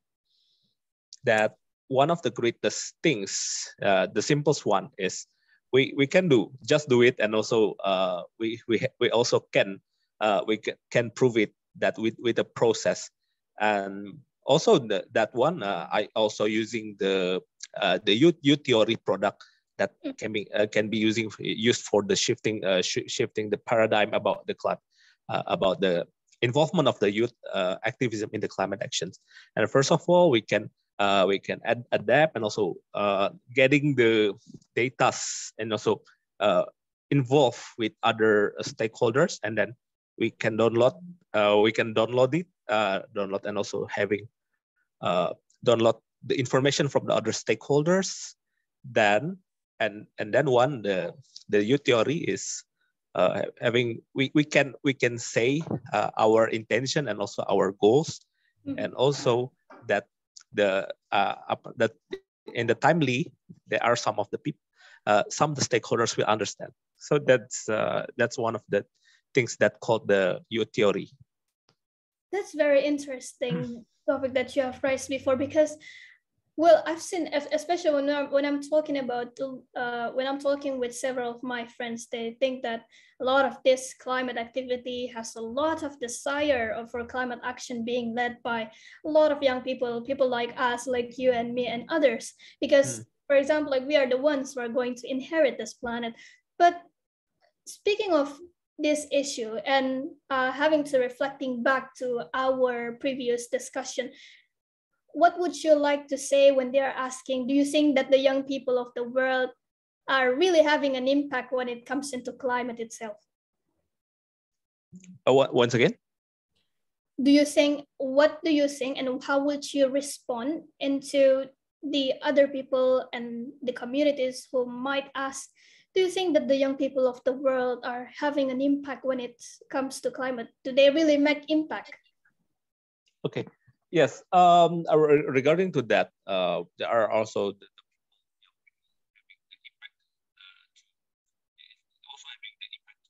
addressing the climate change issues, and something that we have to realize that young people also having the as well, and regarding contributions as well to addressing the climate issues and so climate change, and also to having the environmental actions to how to overcome it. Very interesting. And yeah, because at the same time, we have seen that there's a lot of pessimism going anywhere, and there's a spectrum of optimism going around.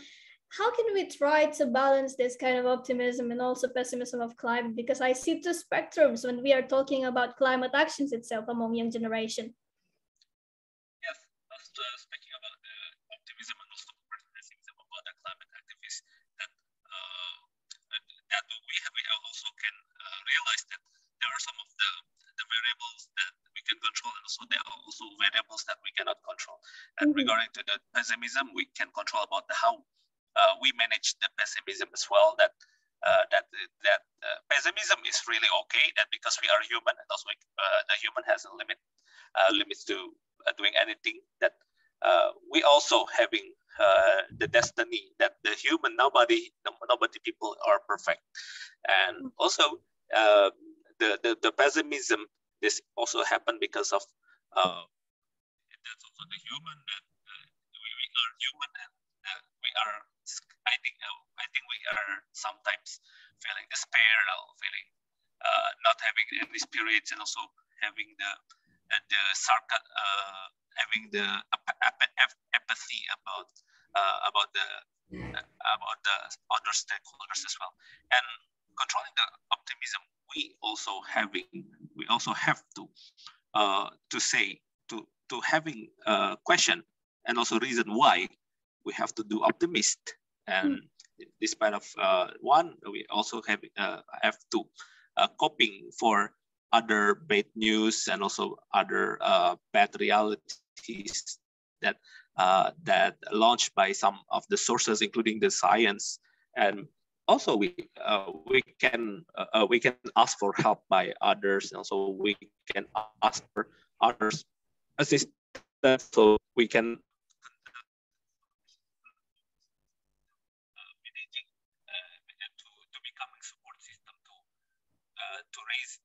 pessimism to optimism. And there are also the quotes that some people, anything will happen and anything, there are also miracles as well. Wow, very interesting quote. And this is very interesting because, yeah, this goes on into another question. Like, what would you say to those who say like, oh, climate change is a very big issue. And I think that if I work alone, I would make, I think, no contribution at all. But what difference can I make as an individual? Oh, yes. Regarding to the actions as an individual, yes, we can realize that I know that the individual actions still frequently taken for granted by some stakeholders as well, while we are individually do not have a power, we don't have a power, we don't have any backing, any backs, and also they are also not having any people who support our opinions and also our visions and also our choices as well. And we can as an individual, I'm also the individual one, while I'm also still learning, also still having looking for opportunities as well to raising experiences and also the communities and so networks as well. And regarding from the, yes, I also just started the actual climate actions, learning about environment and sustainability in 2020, especially in 2 years ago, while I'm also having actively during my university era, I also having actively participated in national conferences that talk and also discuss about the SDGs, also the environment as well. And regarding to that, 2021, also 2022, yes, as the individual, we also having the chances we can do the simplest things, such as joining the environmental related communities, starting from the regional level, and then we can going up to the national level, and also can join the international level if we are brave enough to do so. We can join the communities as well as doing any actionable climate actions as well, such as the minimizing the use of the electric and also using the sustainable products and also using swapping the diets into the plant-based diet as well. Oh, that's very interesting, and it really gives us a shed of hope that when we are going to do an individual action, that doesn't mean that it doesn't have any contribution at all, but still it can make a very big impact, especially in saving our climate itself and our Mother Earth. And probably I'll go on to my last but not the least question. So, because we're talking about young future climate leaders, I would like to ask you, as a young generation, what is your vision, and also what is your advice to all young generations who are going to be a future climate leader someday and having that position in the key sector itself? Okay, regarding to the questions, that my vision is quite simple: is becoming the reputed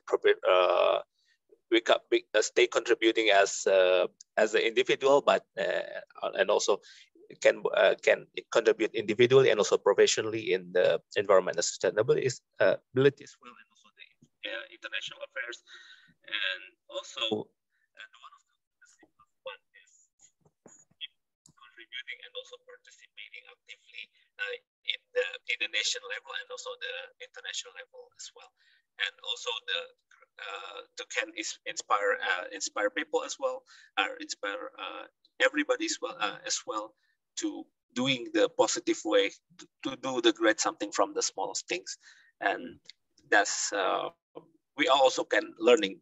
And one of the messages from the climate to the other young climate activists, that we have to realize that the climate change is real, and also the crisis also real as well, and there will be another challenges that face ahead, and there will be facing some of the rejections, some of the avoidance, and also the ignorance and etc. So, and one of the most greatest thing is still we can do the climate actions, and also we can do the smallest things to reduce that, to raising awareness, and also the raising the networks and also experiences as well. And one of the messages for the youth is keep doing and keep pushing, and don't stop by any challenges, and we will win the challenges. We will win the game against the climate crisis. That's very, very motivating, because like, yes, climate crisis is real and it's here, and we have to act for it. Sooner or later, we are going to be affected with it if we do not act. Then that's the end of our discussion. Thank you so much, Henry, for the very, very fruitful and engaging and comprehensive discussion. Now we have come into the question and answer session. To anyone wishing to ask the questions directly, please raise your hand and click the raise hand button so we can recognize you. Or if you do not comfortable to raise your questions, you may type it on the chat box.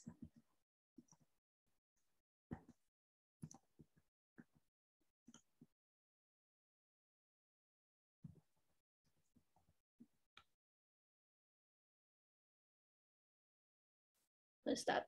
Now we have a question on the chat box from Renaldi T. We know that climate actions are scattered anywhere, but how can we make a unified, impactful environmental young actions? You may answer. Oh, sure. Thank you, Renaldi, for these questions, and to making the unified and unified, the impactful, and also the environmental young actions that we can make that one by creating the communities as well, the communities that discussing about the environmental young actions, and also doing that, doing the simplest things, that the simplest environmental actions in your house as well, and also some of the places with the concerning about the health protocols, such as the house, the neighborhood cleaning, or in Indonesian called the kerja bakti, and also the clean river activities, and also having the unified. You also can making the unified environmental young actions by making the campaign from the social media, because the online things, the internet is spreading fastly. I agree on that, because like there's a lot of options now, especially when we are already in this pandemic situation. Things are transitioning even online, so things are getting more accessible, and unified actions can also be started even through online events like this. And are there any questions? Any other questions? Anyone wishing to ask any questions, please raise your hands or type your questions on the chat box.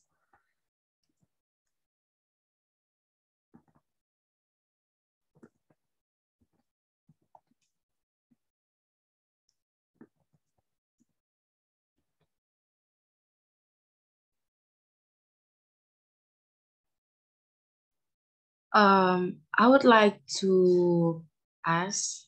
Yeah, sure. Okay, thank you.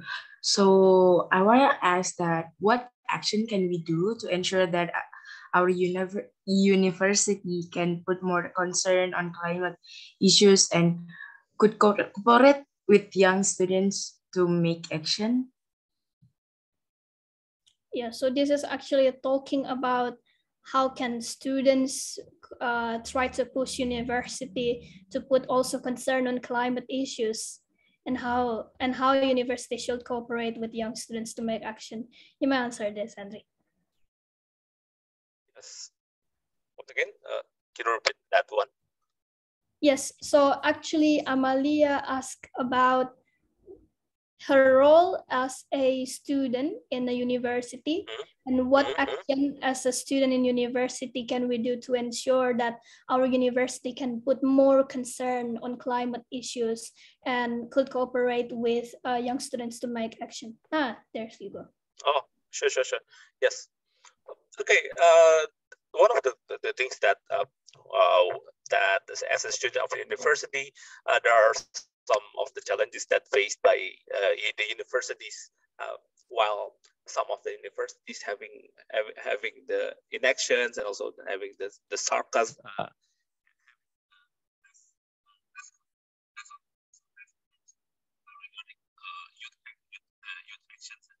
Including the environmental issues as well.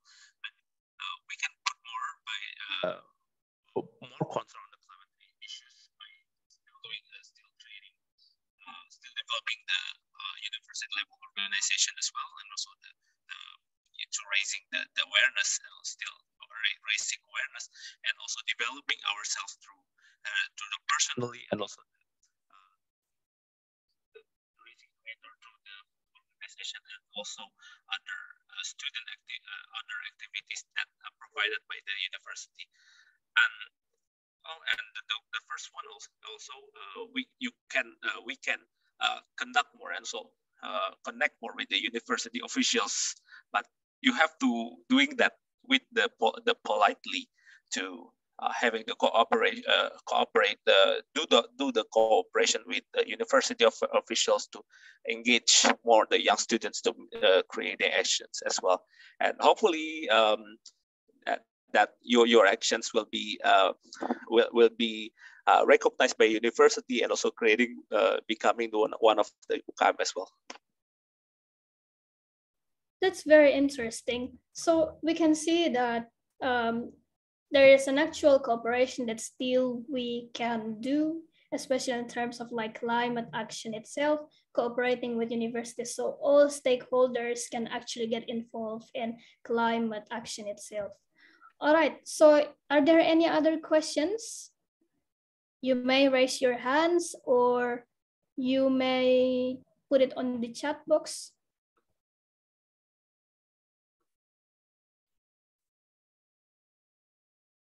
Well, I think all the questions have been probably answered by your answers previously. So I think this already marked as the end of this question and answer session. But first of all, we would like to wait for the presentations to be presented again. So please wait for a moment. And anyway, thank you so much, Henry, for your willingness, especially in attending and also sharing your knowledge as the speaker in this particular session. I would like to thank also all panelists and all the participants who have already attended and very engaged in this discussion. And now, next slide, please. Now I'd like to give each panelist 2 to 3 minutes for closing statements, and I will start from Henry. Okay, yes. And the first of all is a closing statement for me as well. Yeah. And I would like to say that to remind ourselves that the climate actions is really happening. It's also already in front of our eye, including the Jakarta's sinking at the sinking, and also the sea level rises, and also other cities as well, and also the more hotter cities as well, and also there are more of the diseases that related to the climate change, and also there are some of the commitments the government had already made the commitments, but it's not enough to reach.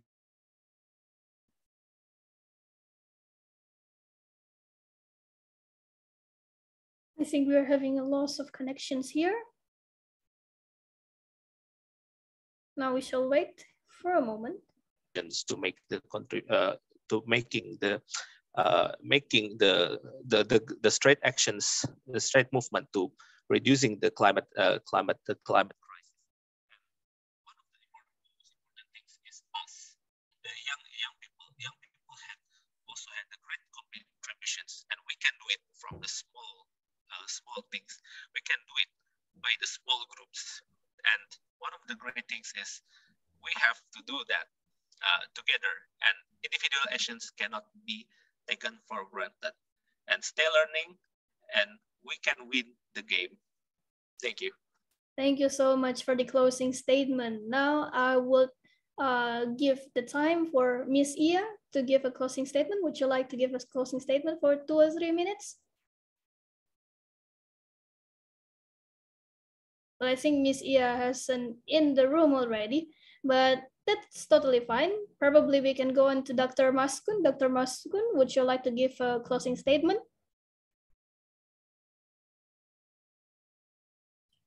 All right, that's totally fine. And from the closing statement from Henry, that have concluded all the sessions for today. Thank you so much to all panelists and participants of this webinar. We are very happy to learn various perspectives on climate and environment itself and spirit of the World Environment Day. May all the discussions be fruitful and meaningful to all and will be internalized into ourselves in preserving and protecting our only one Earth. I, Nurul Habaib Al-Bukarama, signing out as the moderator and giving back the session to the Master of Ceremony, Afik. Thank you so much, Kalulu, for handing the screen back to me. What an amazing, multidisciplinary and lively discussion on the environment we had. Before we close the session, we will have a certificate handover session to all panelists and moderator.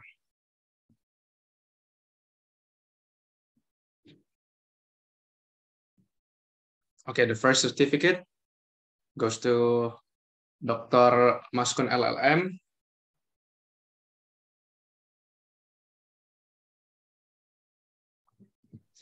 Thank you, Dr. Maskun LL.M. for sharing your knowledge in evaluating evolvement of international environmental law. Next.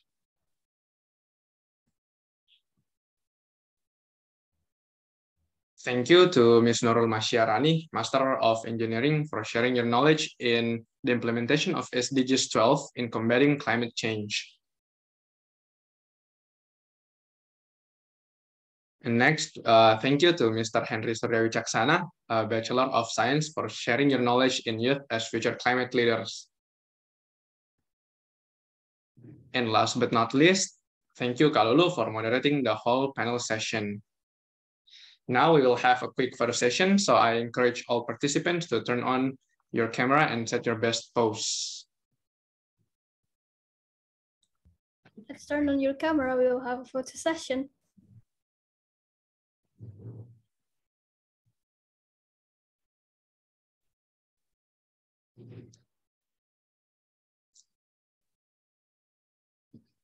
Oke, Kak, saya take picture. Sure. Okay. On my countdown, 1, 2, 3. Once again, 1, 2, 3. Okay, that's it. Now we finally set into the end of this session. Thank you to all panelists who are willing to share their knowledge in this ILSA X. Thank you to the Department of International Law and ILSA X Committee for your hard work in making this program to be successful. May this ILSA X brings back the spirit of encouraging awareness and action for the protection of the environment and to our only one Earth. That is all from me. Thank you so much. Wassalamualaikum warahmatullahi wabarakatuh. Shalom, Om Santi Santi Om, Namo Buddhaya. Greetings and a very good day to all of us.